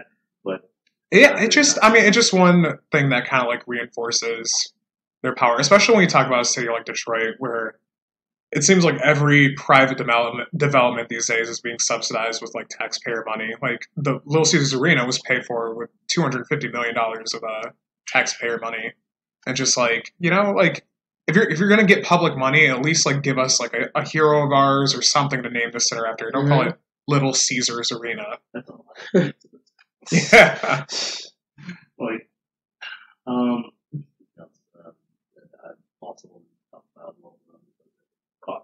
boy. So as technology progresses, like cars and things like that, do you think that because technology advances to the comfort of humans and stuff like that, so like at the point where I'm getting food deliveries from a robot and stuff like that, do you think at some point there's a threshold in which we'll say we need to stop here before we end up going back to the point of no return? Before we turn into the people from Wall-E? Yeah, pretty much a Black Mirror episode of some sorts. I don't know, because it's like technology really evolves faster than anything. It evolves faster than government regulations. It evolves faster than like kind of like how we can study like its effects on people, and like it evolves faster than perception. So it's like it's really hard to say if there will ever be like, okay, we need to stop and really think about this for a minute. And you can see it in a lot. Like you'd see it today in like today's social media use and with the youth, how it's like making them super depressed go look and in San insecure. Francisco, man. No, yeah, exactly. And or like the result from tech jobs, which is like priced a bunch of people out of like San Francisco and like LA and has made those places where you can only live there if you're rich. Or we can even look at like data right now and how like what we as advertisers and marketers can do with data and like people's privacy. And like it's like regulations are just now starting to address this, but like there's been a long period of time where like government regulators have not caught up to this, and then you get instances of like Facebook and so Right. I just don't think that we'll have the wherewithal to be like, okay, we need to stop for a minute and take a breath. Right. Yeah, like 3D printing is getting out there in technology wise, in which you can build a whole boat. Yeah, can you make a fucking gun with a 3D printer? Oh, Yes. There you go. Regulation just started to get to that. Like, I think they just said that it's like illegal now to like share instructions on how to make a gun over the internet for 3D printing. And it's very unfortunate because people will find a way, like most things. Like I was up to my dad the other day, and Christian, I think was his name too. We were talking about guns and stuff like that, and how like how do people get a hold of like whole like AR-15 type guns and stuff like that, and start doing like shootings and stuff like that. I just went the dark web or something. Not even. It's super easy to buy those things legally. Oh, yeah, you can Lord. buy them individually and start building them, and then like boom, you got just up a whole. I mean, yeah, you can easily. So, like, one of us could go out and easily buy an AR-15. It'd be easier for us to get an AR-15 than it would be a pistol. A pistol, like, there's like licensing things never. But like for a rifle like that, it's super easy to get. Okay. And then you just like mod it or rig it or use like a bump stock or whatever to make it like fully automatic. What kind of backwards ass country do we live in where you can just get an AR-15? I looked into I looked into several self-defense things, and I just like was inquiring about a taser. In order to like get and use a taser in this state, you have to get a CCW, a concealed carries weapons permit, just to have one. So it's like I could go in a store right now and buy and just have an AR-15, but in order to get like a taser or a stun gun too, something non-lethal, I'll need a CCW. Right. That's okay. Yeah, it's a thing. See, yeah, no. My dad bought like a handgun the other day and stuff like that, and he told me like all like the process of getting a handgun and stuff like that. It's just getting a handgun alone is a lot of process, which it's a lot harder than the other guns. Yeah, it puts me at ease and stuff like that. Meaning that the subject of is it easy just to get a gun off the streets and stuff like that. It's like, no, not really. They made it a lot harder and stuff like that. Just not anyone. Not just anyone. I mean, like it's still pretty easy. You could go to like if you go to official channels, it's easy. But like you can go to like gun shows. Gun shows have a ton of loopholes to where you can easily get it, or you can buy it from like peer to peer, which is illegal. Yeah. But you could buy it from like peer to peer or whatever. So it's still there's a lot of guns in this country. It's very easy to get one. Doesn't it like it goes on like depending on like if the person selling it is privately owned or not, or there's different regulations for like if someone has like a business versus if it's at like a trade show. Right. I think you can transfer a weapon, but I don't know if the laws are different based on the type of gun you have, or like if you have to like how do you transfer your name, like if like I were to gift you something, or like if one of your relatives died and you were passed on a gun, like I don't know how all that works, but yeah, it's pretty at least through the legal channels, it's pretty easy to get a gun if you want a gun. Right. It's like very sad to see that like even like children just because back when we were in high school and stuff like that, that was from the first. That was That's when it's like just started. Like, right. Well, no, they had already started happening, but like it was when it just started getting bad. It's like where it was like something was happening like every year. Right. And Jeez. it's almost like a weather now. It's Yeah. like, it's unpredictable. You'll see it around this area, and then it'll just move on to this area. Like it's something is more than just class bullying. Like, are we doing something wrong in like the bullying aspect to make it a lot worse, or like I have no idea what's going on there and stuff like that. And I don't know. Go more into the subject because this is a whole this is a whole like I would need a whole another hour for this subject. Yeah, we weren't going to go into like politics stuff like that and stuff like that. So let's move on to another subject. We've seen like a lot of movies so far this year.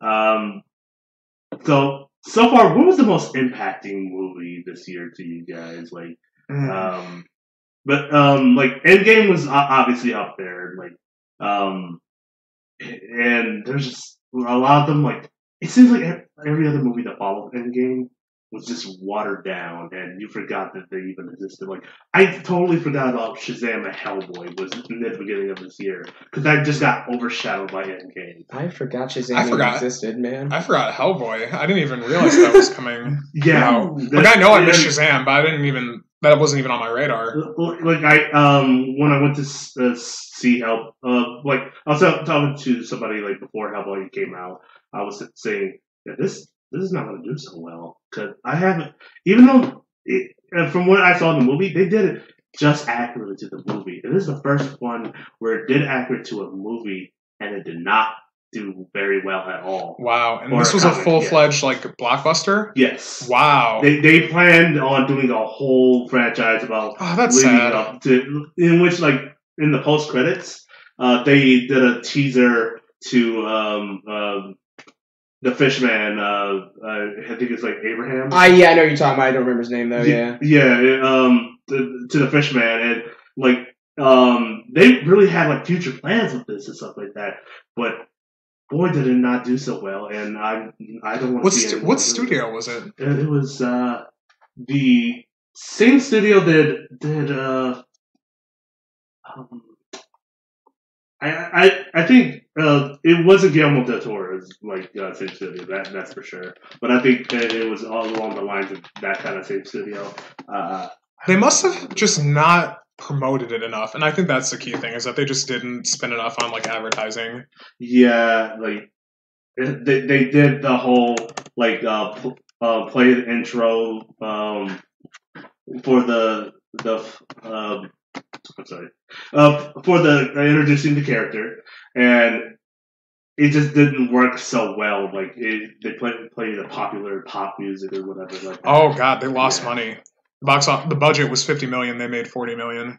Okay, it could have been worse. They could have made back $30 million. But yeah, for a movie that's so awful to like not even profit. Yeah. It's terrible. Yeah. It has a 1% on Rotten Tomatoes. Oh Lord! Yeah, I really. 1 star. Sorry, 17%. Okay, good. I was thinking, wow. 17% though. Yeah, because I was reading that cut the Rotten Tomatoes just cut that thing in half. Like, I rarely agree to like Rotten Tomato scores, but that one I do agree on. It's not great. But when you have like when you make such little money, because even bad movies usually will break even or like make money. Like bad movies make money all the time. Mm-hmm. But to lose almost $10 million, they just did not market this movie well. Yeah, or at all even. It tried to do like they claimed it was supposed to be a serious more version of Hellboy and stuff like that. I could not take any of this serious. Like, basically what they did with the makeup for this Hellboy is they literally even said themselves, yeah, we just took the Ron Perlman makeup and we just attached it to David Harbour and like... Oh my god. And then they just created like this weird morphic, like, He wasn't even attached to his skin half the time. Here, it looks like. Oh god, That looks so bad. I look disgusting. And Oh. Like he looks like he has like a tumor, Oh god. like coming out. And so he'll say things like, "This guy's an asshole," and like his lip, like all that like extra like makeup on his like lip would just like not even like match up to his cheekbones. Great. It looked Wow. terrible. They had How did they spend this $50 million? Most of it was just on like the monsters themselves. The monsters themselves in this looked better. Everyone except for Hellboy. So,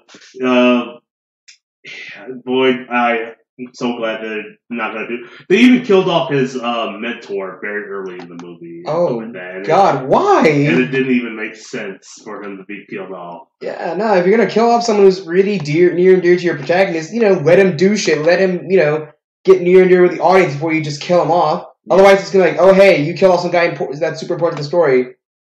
Do I care, though? Like, you guys remember, like, the first, like, Hellboy movies and stuff like that. I vaguely remember him. His mentor, his father and stuff like that was this brittle old man with balding hair and stuff like that. They got like his mentor in this is the quite opposite of that. Is he like the equivalent of Aunt May in the MCU? Yeah, pretty much. Like the younger he gets, the more good looking. I'm like, oh. What's the actor's name? The actor's name is Ian McShane. Here he Ian is. McShane, yeah. He plays Professor Broom, Hellboy's mentor, and like he looks. Yeah, he has a full head of hair. Yeah, he's got full head of hair. He's got a little bit of gray spots. No. But he can still. He looks like he can still do a backflip if he wanted to. Yeah. I'd just say he's like what 40s. That's like 40s, maybe 50. That's my guess. Well, I'm sorry. Apparently he's 77. He does not look 77. He isn't too good. No, this guy looks too young to be fucking 77. No. Either he found the fountain of youth, or he just dyes his hair. Nah, he's somehow related to Will Smith, man. Right. It's another movie that came out, Shazam. I want to talk about that for a little bit. Shazam was surprisingly good. Like, that is like one of the DC movies that were like, be it not connected to the rest of like the DC EU, is the best. Oh, so they made it a one-off? It's pretty much it applies to like in the post credits. Mm-hmm. Superman does show up like in their like school and stuff like that. Henry Cavill Superman? Yeah, but they don't show his face because the actor's not there. Yeah. And so, He's working so for The Witcher now, man. Right. With this, it's sort of all that events that happened with the Justice League happened, but who cares?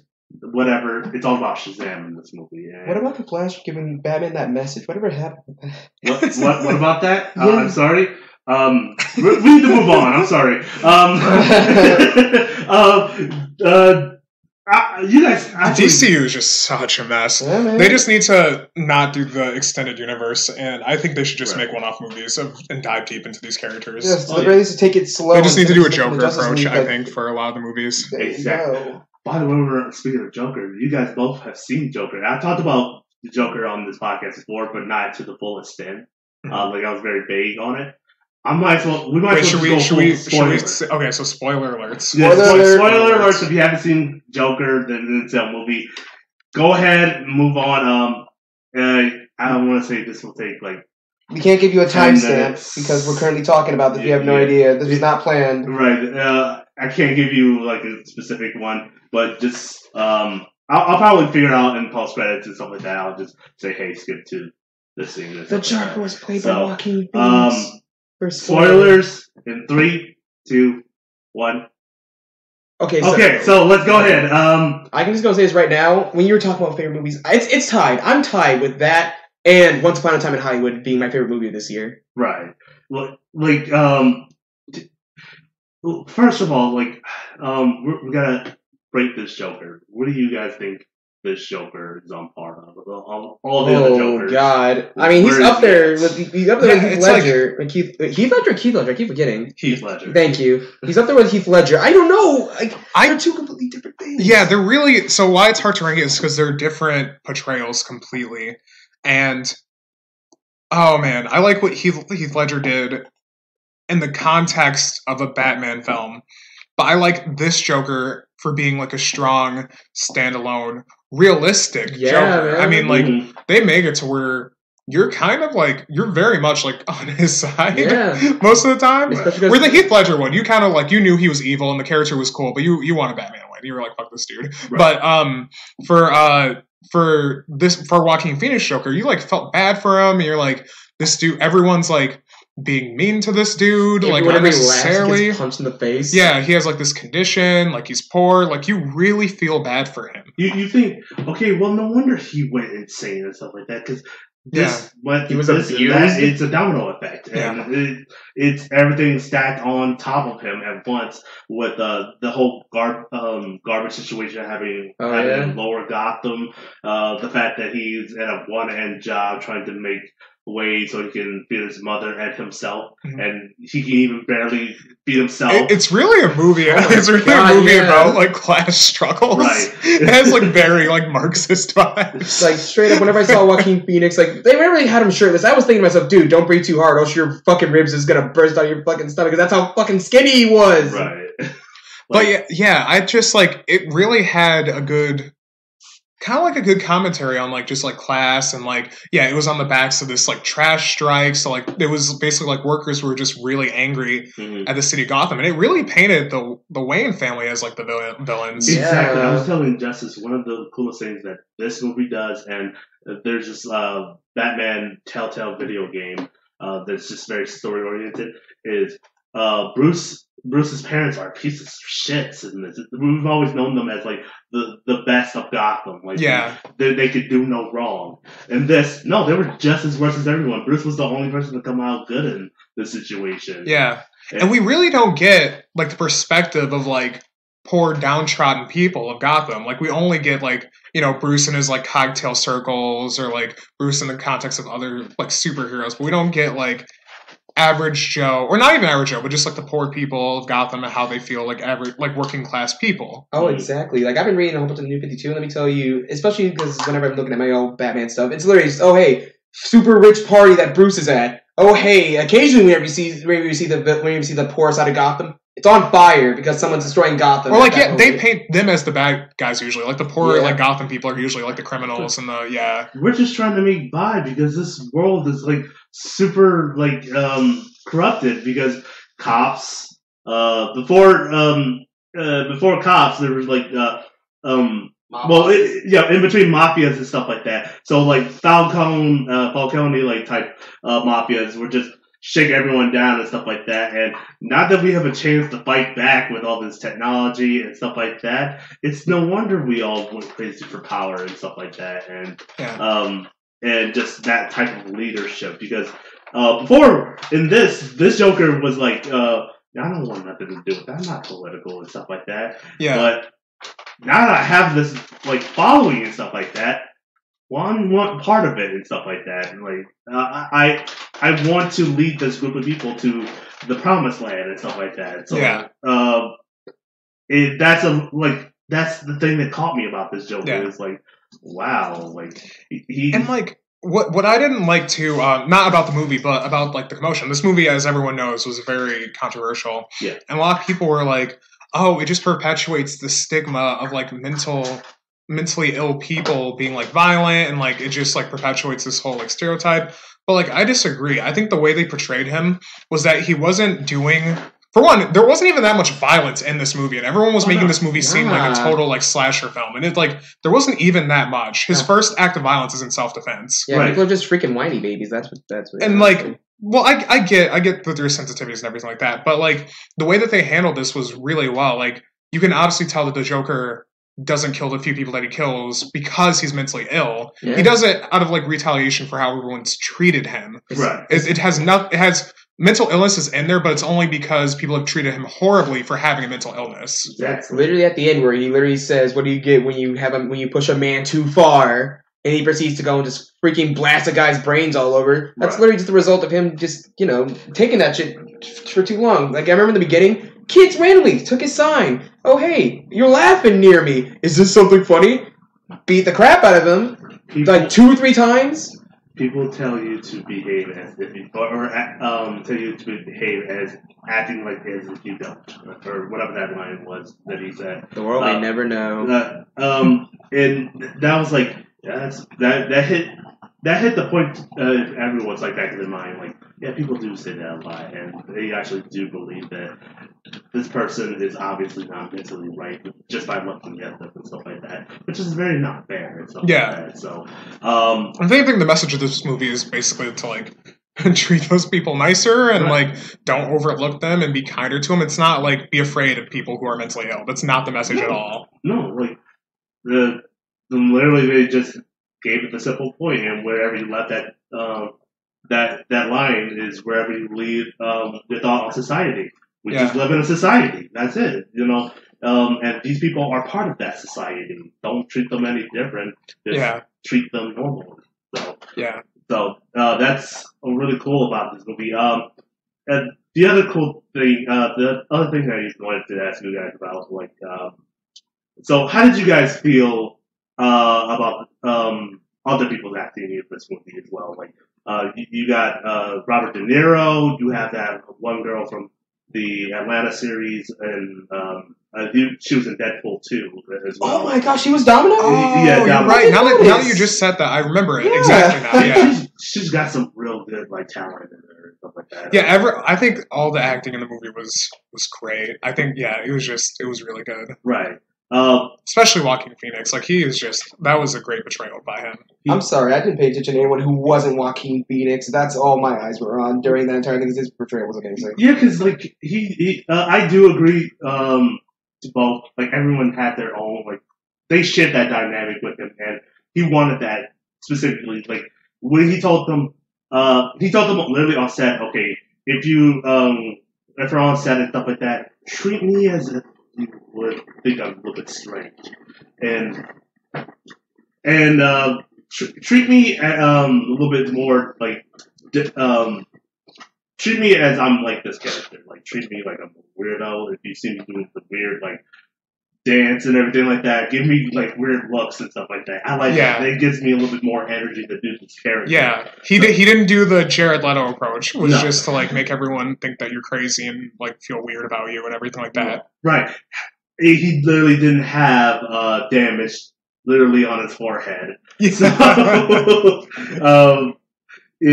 it's something really cool about the actors is that the portrayal of this movie, and most people don't know this, and I didn't know this since I never seen this movie, is like Robert De Niro started in a movie called The Taxi Driver, I think, and in which like he practiced his lines because he finally got a gig as a comedian to be on this one show. He was trying to be on, like, because he's been practicing in his mother's basement of being the best comedian ever and stuff like that. And he finally gets a shot, and he ends up like doing very well for himself, and that changes his whole life. This is a spin on that, in which like Joaquin plays this character who wants to be a comedian, but just it doesn't work for him and stuff like that. Yeah. And everything around him says it doesn't work. And then when he finally gets on the show, he realizes, actually, I don't want this life. Yeah. Because this is a fake life. Yeah.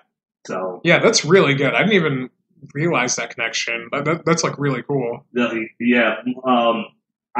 The director definitely knew where he wanted to go with this. And I'm glad it super worked out. And I'm glad that woman that he was with, that she wasn't like Harley Quinn, or they didn't give her a name. Thank God. They never gave her a name at all in this movie. Yeah. So, because why would he know her name? He was never even with her in the first place. Yeah. See, they only met each other on an elevator, and he just put his mind, what does it feel like to be with this girl? Stuff like that. Yeah. That was like one of the most surprising and like great twists of the movie. Right. Like they did that so well. I just looked at Taxi Driver, and after seeing the plot, it is freaking wild. Oh my god. Yeah. And so what the other cool thing too is that okay, did you guys think after watching this movie, did you guys think it was even real at the end? See, I would like to believe so. Just because why not? Oh, is there a thing where it's like he imagined the whole thing? Yeah, he was. Yeah, because he's not really a reliable narrator. After all, he believed he was making out with that one girl. Right. When we finally see him talking to her, or whatever, she's like, "Who are you?" All that time, him banging her, him feeling like he's a freaking Chad was just on his mind. Why would this show host pick him out of everyone that's ever told jokes and stuff like that, invite him on to the show? Yeah, he's told like a bunch of bad jokes, but not so bad in which someone will invite you onto a show and stuff like that. Unless like it's our time where like it can be like a meme or something like that. But this is like 70s going on 80s. It doesn't work that way. Yeah. But what was it? The other thing about it too is like the black woman he meets at the end kind of looks like the same black woman that he meets at the beginning. Oh, the bus lady? Yeah. Well, no, the psychiatrist. Oh, social worker lady. Yeah, the social worker and the psychiatrist at the insane asylum ward. They kind of look similar. And the social lady, what she asked him in the beginning is, "Do you know why you were in the insane asylum in the first place?" And he just ignored the question. He just went on and kept on talking. Like, do you not remember why you were in there in the first place? No one just go. You don't just get put into an asylum. Either I don't think they do that voluntarily. They might do that now, but no, it's on. Well, it's like either that or jail if you've committed a horrible crime. Right. So it definitely goes for this now. So like. You just don't get put into a same time for just laughing. Yeah. That is like, if you have like a legit medical condition, which I have to point out, by the way, how cool is it that he's able to do that laugh like on a dime and stop it on a dime. Like when he went outside of like his job and stuff like that, he was leaving out. As soon as he left out the room, notice how he stopped laughing. Oh, I remember that scene. Oh, like, yeah. And it just kept on going. And I'm like, who does that? Yeah. Like, even... Well, I saw that as, like, they say that people who are, I'm trying to find the right word, like sociopaths or psychopaths, that they like learn to mimic behavior because they don't have any emotions. Right. So they'll actually like mimic like laughter, and they'll mimic timing and mimic like when to laugh, or like mimic like when to like appear sad and stuff like that. Mm-hmm. So I saw that as kind of like that, what they were hinting at. Right. And the other thing I was talking to like a psychologist friend about is so the fault of this movie is some of these like mental illnesses just don't match up. Like the fact that they never say what he has. No, they don't. You can make an argument that he got it from his mother and stuff like that because some mental illness just runs in the family. Mm-hmm. It wasn't his real mother though, so you don't know what his real parents were and where you can get it from. Maybe his real parents were mentally ill. Right. And then so I was put up for adoption. Maybe who knows? Yeah, exactly. You can make the other argument that he got this from like his abusive stepfather and stuff like that, but you don't know that because not many abuse like make you go into a laughing frenzy or especially if you're at a young age. They said he was young enough to not even remember it. Like so it's one of those things where it's hard to make those connections and stuff like that to what mental illnesses that he literally had in this. But like, I love how they just made the hovering foreshadow of thinking, that his mother actually had sex with Bruce Wayne's father, and 2, that he was going to kill himself at the end. Yeah. So I was sitting there thinking, okay, he's gonna kill himself. He's gonna kill himself. Oh man, he didn't kill himself. Wow. Like That's what I liked about this movie too, is that it wasn't predictable. And you hate that with movies where you're like, okay, I kind of know where this is going. right. This is going to happen. I already like predicted it. And like, yeah, I'm just on this ride. But like, it just, every logical progression you think about, they kind of like add some twist to it to where like it didn't happen. It wasn't like it didn't have what do they call it? Uh uh the it's pretty much like a ghost in the shell type scenario. Like there's always an invisible force just leading, like sort of like in the case of the Mary Sue project and stuff like that. I think of the name right now. But yeah, it just didn't, like you said, it wasn't very predictable, and it not all characters were stereotypical, especially like the the little character that they all made fun of and stuff like that. He wasn't a stereotype of his own and stuff like that. They did make like a whole bunch of like harping jokes on him and stuff like that throughout the whole movie. You were also led to believe that his friend from the clown job was his friend, but he's like putting this fake persona on and stuff like that. Yeah. Just so he doesn't get in trouble, and like this character gets all the blame and stuff like that. So that's the other cool thing about that as well. Well, now you have me questioning, did that scene even happen where he gives him the gun? Right. What if he actually did imagine that? Yeah, he could have just left himself to like doing more crime and stuff like that, killing people, and this is how we got to that situation and stuff like Yeah. that. You can also even make the argument that he never even spoke to anyone. He just started putting on like the clown persona for no reason and stuff like that. Yeah. But yeah. Other than that, you guys have any more opinions about this movie that you thought was cool or anything like that?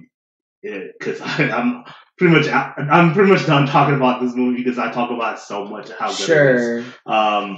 Well, I guess for me, the thing where I realized is the thing I love about this movie is, unlike all the other movies I've watched like this year, I actually had a moment during the movie where I sat down, literally looked at Joaquin Phoenix's Joker, and thought to myself that this is it. This is the moment where I realized that I like this character. That moment where he was dancing in the bathroom for the first time. Right. I don't know. It was just something about that. It was just, I can't describe it anymore because it's been a while, but the best I can think of is just like getting a little look at him. Like after what happened after that? Was that after he got off the subway and he killed those guys? Yeah. After he got off the subway, and then he started doing that Yeah. randomly throughout the whole rest of the movie, and then before he went on production and stuff like that. Yeah. So the thing about that, the thing about that was like, he just killed some guys, and instead of like doing what normal people do, and they freak the fuck out with the fact they just murdered some people and are gonna go to jail. Nah. He just goes into this weird dance or whatever, and it's just like, well, I don't know. It just hit me or whatever. Like he isn't just like, ooh, I'm fucking evil. They deserve it. Oh no, they're dead. Oh god, nah, it wasn't any of that. It was just unique. Yeah, these characters connect a lot more when they're not just evil for being evil's sake. Yeah, right. And I like that. It's a huge step from Jared Leto's Joker, obviously. Yeah, leagues better. Yeah. But to be fair, he didn't get the full opportunity to express his Joker. Yeah, right. Jared Leto was just hot topic evil. Fucking Heath Ledger's just straight evil, and Joaquin Phoenix is just mentally ill, but kind of evil, just because people have been fucking with him for like his life. I was telling Justice, like, the thing about Jared Leto's Joker is, he pretty much touched on that edgy teen subject to the point in which he reminded me of someone I knew in high school that was just like that. And as soon as that image came out of like Jared Leto's Joker, he started putting his whole persona around that character. Really? Yeah. And this was like before I even left high school. I was like, oh my god. I'm not going to hear the end of this Joker, am I? My god, yeah. This is going to touch on every like adjective who thinks like the relationship should be like Joker and Harley Quinn, which is like that's literally the opposite opposite take of it. Right. You might as well just put your relationship in Chris Brown and Rihanna's shoes. Oh my god. So, I always thought that was like super dumb. So yeah, so far, yeah, those are the most impacted movies this year. I was disappointed in was Us. Oh, That was this year too. I was expecting more, but hey, it was entertaining. It was entertaining, yes, but you remember Us, right? I didn't see that one. Oh, okay. You care if we talk about it? No, go for it. Yeah. Yeah.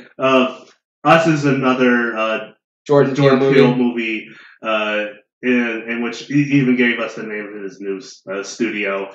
It was Monkey's Paw. I forgot. Man. Oh, he has a whole studio now. Yes, that's so cool. And it's gonna go on the subject of more social horrors. This one was more about class. I think it was. Shoot. No, I remember looking at this because say what you will, I still watch Matt Pat on YouTube because hey, Phil Theory's entertaining. But yeah, I know one thing that was talking about how it was up materialism. I know one thing that was touched on was materialism or whatever because if I remember right, shoot, I think it was like one family was trying to go and say, hey guy.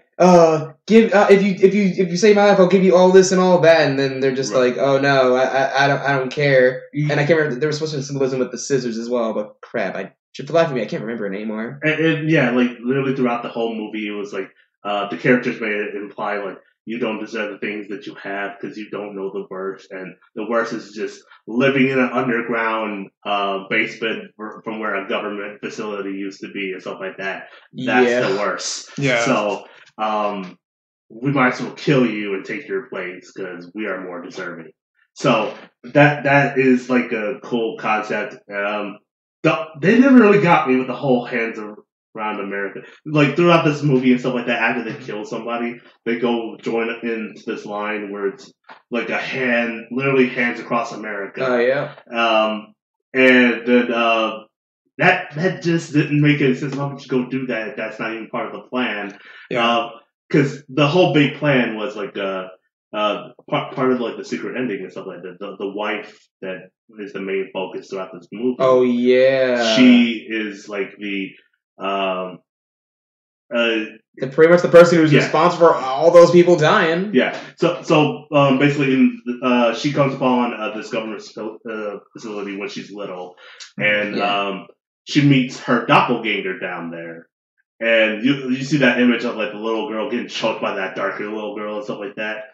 Basically, when that happened and stuff like that, she replaced herself with the other girl. Yeah. And so the little girl that found the government facility was forced to live down there with the rest of those doppelgangers and stuff like that.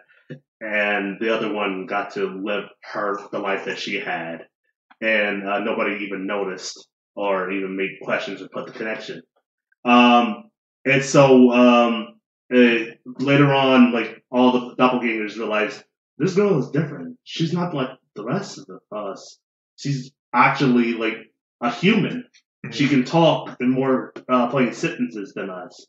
And then meanwhile, like as the other one grew up on the land, she met her own man. She had families and stuff like that, and in the back of your mind, if this person is giving birth above ground, what does it feel like to give birth in the lower ground and stuff like that? And so that she had to go through each pain of birth without medications and stuff like that. Oh man! And so that made her go insane and brought up a plan that we're gonna go up here and we're gonna kill everyone, and so I can get back the life that I had. Yeah. So, and that's like the big twist, and the only person who made that connection was the woman's son, and that's right. Yeah, and the mother's like, shh, be quiet about it, and then they just ride off into the sunset. So were you guys like, did you like the movie, or were you underwhelmed about? I was a little underwhelmed. I'm underwhelmed. Yeah, I was a little underwhelmed. It's just it's a whole different like medium from like the other movie, Get Out. Get Out. Yeah. It wasn't a Get Out. It definitely wasn't. Like Get Out was just a whole new opening to a new genre. This one was just there could be better. Yeah. So hopefully he'll build off of this. He'll learn what the things he's done wrong. Because so far he's doing good. Yeah, man, he's been doing good for himself. So yeah. For someone who started off with comedy and going into more drama stuff, that is a big step. That shows he's not staying in one place like most directors. It just shows he's really creative, really good at writing and everything. Oh yeah, man. See now, like as after all, with Get Out, I was expecting to be, hey, modern day slavery. Oh no, body snatchers, and the fact that they're just doing to black people when they're an all white family. According to them, it just works. It just be like that sometimes. But yeah, no, with us, I was expecting some mind blowing revelation, like why are there clones? Why are they doing this? But I mean, when you figure it out, it's just it's okay. Yeah, that's just not what I was expecting. Exactly. Like, well, the big reveal was that we're not racist at all, and Get Out, we just want black people's bodies and stuff like that. We just want to snatch your body. Remember that scene where that girl was sitting on her bed, eating a bowl of Fruit Loops without any milk. Just looking at basketball players, listening to music, and it's like, who does this? Right. You already knew that. There's something wrong. Immediately when you saw it, you're like, okay, something's strange. And she was eating it so weird. Like, she was taking, a spoon, one Cheerio. Yes. And, I was listening to, a movie podcast, and they're talking about, there's a lot of things in this that threw off the scent of where you thought this movie was going to go. Yeah.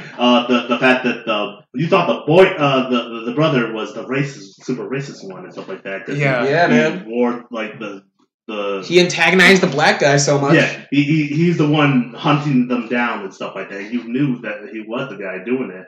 And he kept grabbing on him you have a really good body, you have a body for a fighter, I can use this. I want that. And the dad's like, no, he's not part of your thing. He is part of the other clients, thing. So, and then you'll have you forget that there was an Asian man in inside the party and stuff like that. So you never really knew. Wait, there's a whole bunch of white people and stuff like that. They're paying attention more to me than you. Why would they do that and stuff like that? Yeah. So it just there's a lot of stuff that threw off the scent. Even the family members who were actually the grandmother and grandfather and stuff like that. They also you thought there was nothing wrong with them. Why would they live here?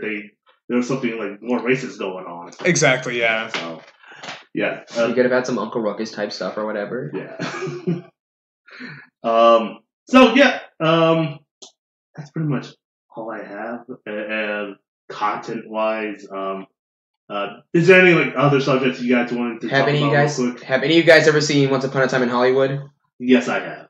I have not. It's another good movie that made it. Yes. It's a movie that I genuinely can't explain. When I looked it up, when I was trying to look up the synopsis for it, it didn't give me much, because when you look, and even when you watch the movie, you really can't tell people much about the movie, because it's all it just happens. Oh yeah, I gotta see that still. Yeah, it's a great. Yes, it is so good. Unfortunately, a lot of people Rotten Tomatoes. They gave it a iffy score and stuff like that. I just saw it earlier. It had a good score. A score of 79, I think. Was it 79? Oh yeah, here it is. Once Upon a Time in Hollywood. Rotten Tomatoes. 85. IMDb gave it a 7.9. It must have changed. When it first came out, they gave it a 50% and stuff like that. Oh, really? Yeah, there is something wrong with people. It's always the first one. The first ones that come in for ratings is never how it ends up. You can't just review you can't review music, a piece of media in just one day. You gotta see it multiple times. Yeah, and over a while. Analyze the crap out of it. Because after all, I remember you don't notice everything when you watch something for the first time. Because I'm the type of guy who watches something practically once, unless it's just, rare. Yeah, no, there are a lot of details I freaking miss or whatever. So, and then when I go back and do it for the second time, then it's like, oh my gosh, this is the best freaking thing ever. People were mad at Rotten Tomatoes when they made the review for Batman versus Superman. That was the Kickstarter stuff, of people not trusting that group.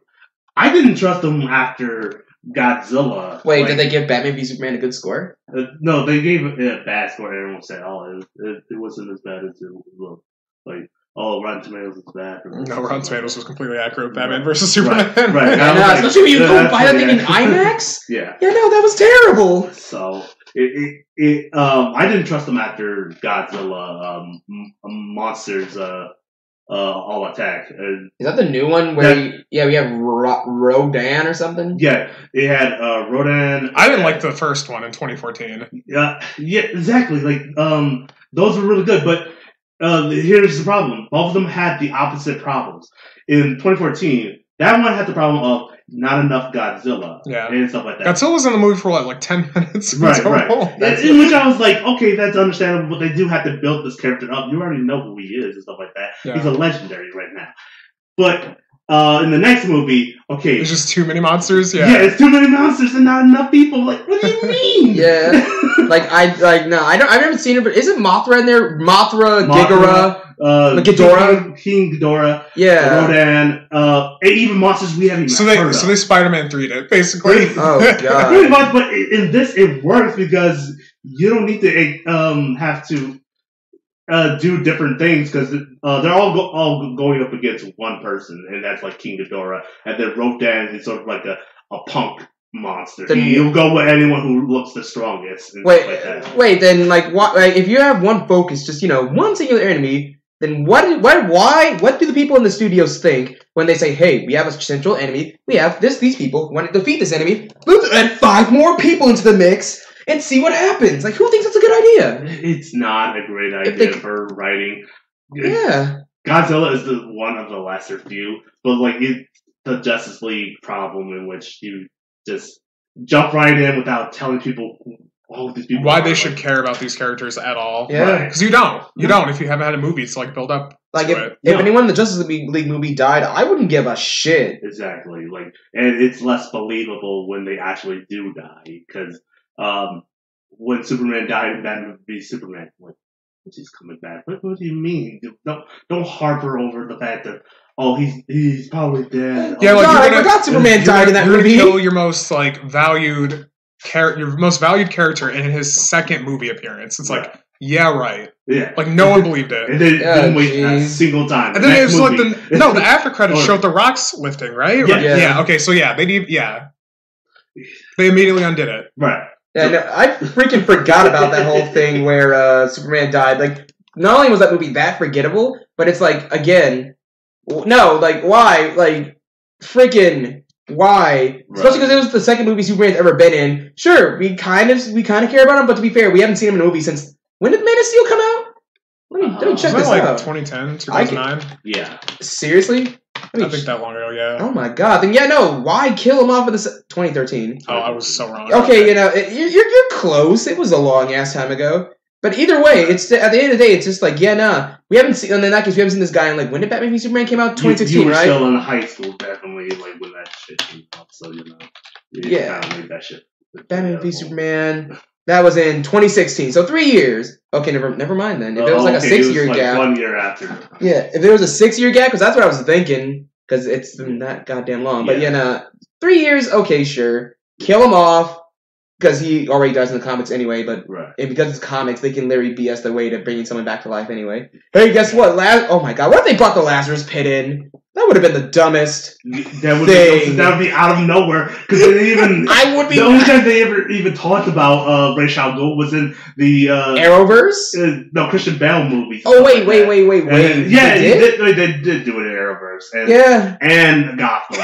So that's right. Wait. Gotham? Hold on. Gotham did it for a small time. Like they introduced Ra's al Ghul. So therefore, he's going to have the Lazarus Pit with him at all times. So all I remember what Ra's al Ghul in Gotham was just, hey, I'm gonna go and turn you into Batman if you like it or not. Bruce's like, no, okay, I'm gonna go and destroy your city. And Bruce's like, no, kill me. Okay, fine. And then he kills him. He's like, oh my gosh, I'm a freaking murderer. This is why murder's bad. And then they cause Batman No Man's Land out of nowhere, and it's like, why? Yeah. I don't know if I read all of No Man's Land. I've read enough of No Man's Land. I can tell you right here, right now. No, it would not work. It would not work at all. Because I know what they did was like, hey, city's blown up. The government finally notices that Gotham City is kind of messed up. So what they should have done was just initiate martial law in the first place. You know what they should have done? If it wasn't for the fact that the plot armor is thicker than a stripper's just ass cheeks, if it wasn't for that, then all the villains would have died. And you know where I got that from? I was thinking about that scene from the Boondocks. You know, that guy who was talking about with Jack Flowers. They were talking about line dancers, like they were really. Jesus Christ, that scene was great. I gotta find that later. Oh, man. I haven't told you like how much I just I'm sad of how fast like that whole like all of Gotham went, because I completely forgotten the switch between two Jokers in that like series and stuff like that, where the actual main Joker just became like this hideous old acid-faced man. Oh my god, yeah, I forgot about that. He looked like he was a crack addict or something. Right. Like an old man. Oh, I'm about to pull this up. Like, you know what? Just check your email. This is good. Wait, no, you look this up too. What am I saying? You can I know. Yeah, thank you. Yeah. Like, hey, Landis, you should go and totally look up, like, what they did for the Joker in the Batman Gotham series. Like, have you seen Gotham at all? No. Well, let me tell you right now, it's pretty much supposed to be a show that's like, oh, hey, here's Bruce Wayne as a kid. And they go off the rails real fast. This is their Joker. Oh my god. Yeah, so what happened was just like, oh, hey, there's a guy named whatever the heck his name was. Jerome, that's right. He died, passed on his crazy to his brother Jeremiah. Jeremiah became the Joker, and this is Jeremiah in the future after Bruce Wayne just leaves. He goes catatonic, just like in the Dark Knight Rises comic book. And then, you know, he's like, Bruce Wayne's back. He's like, oh my god, Bruce Wayne's back.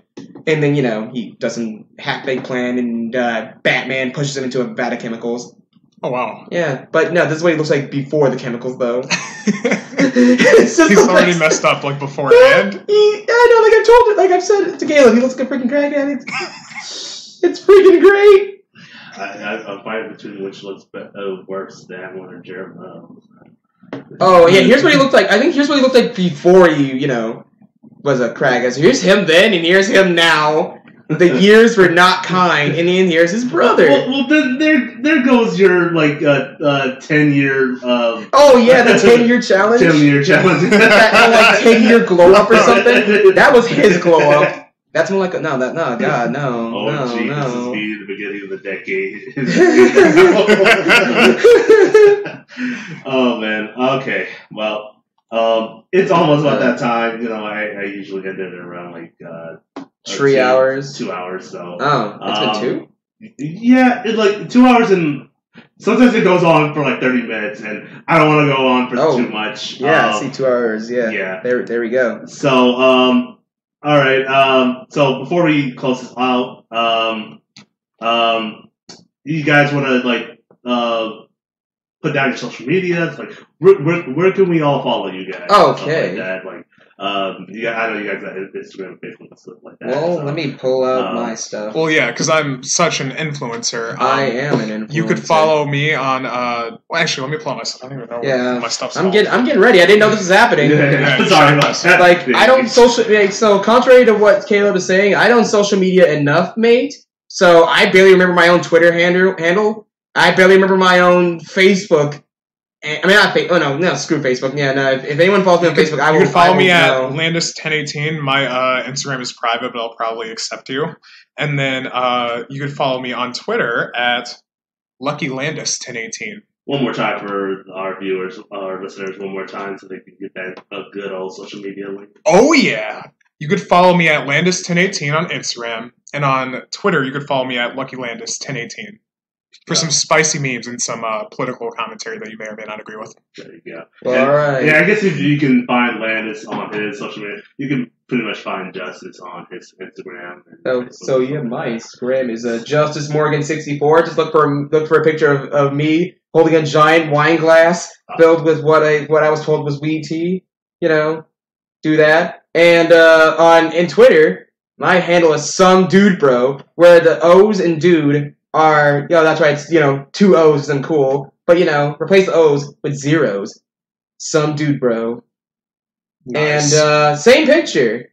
There you go. I like that brand consistency you got going there. Yeah, there you go. I don't want people to just be like, oh, wait, what? Different picture? Whatever, no. They need to know. They need to know that I look like this. Right. I was born this way, and therefore, Lady Gaga, sure. Yeah.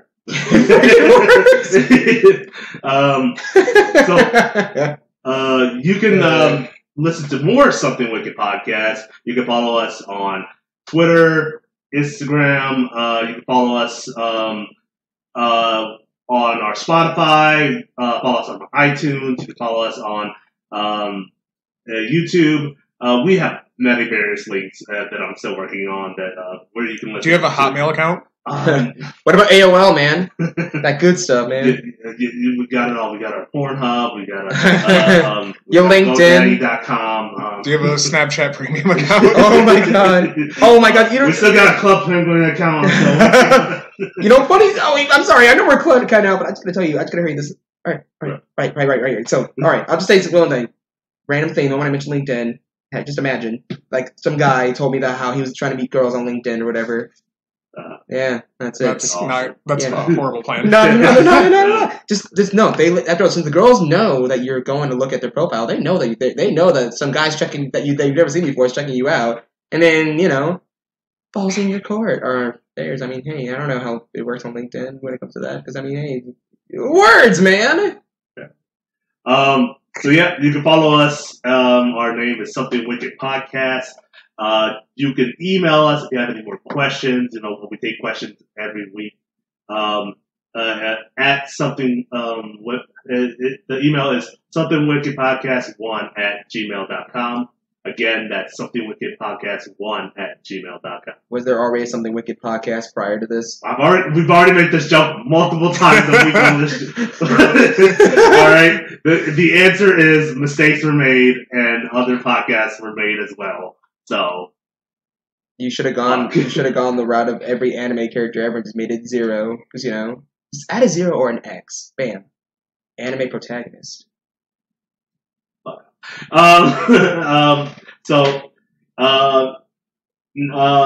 Catch us next week. Ryan will be back for sure, and we'll start going back to our usual nerd spiel. I'll talk more about Death Stranding and other video games that I played that week. I'll talk more about Disney Plus. That's still going on. Which we could have done. Oh yeah. I have a subscription. Yeah. I'm waiting till winter break to get a subscription so I can binge The Mandalorian. Right. There you go. I'm playing it smart, man. Yeah. Go and catch us more content on YouTube, iTunes, and we also forgot our RSS feed and stuff like that. So there's not a single place besides SoundCloud that you can listen to our podcast. You guys are SoundCloud rappers now? Yeah. Nice. Bit hot fire.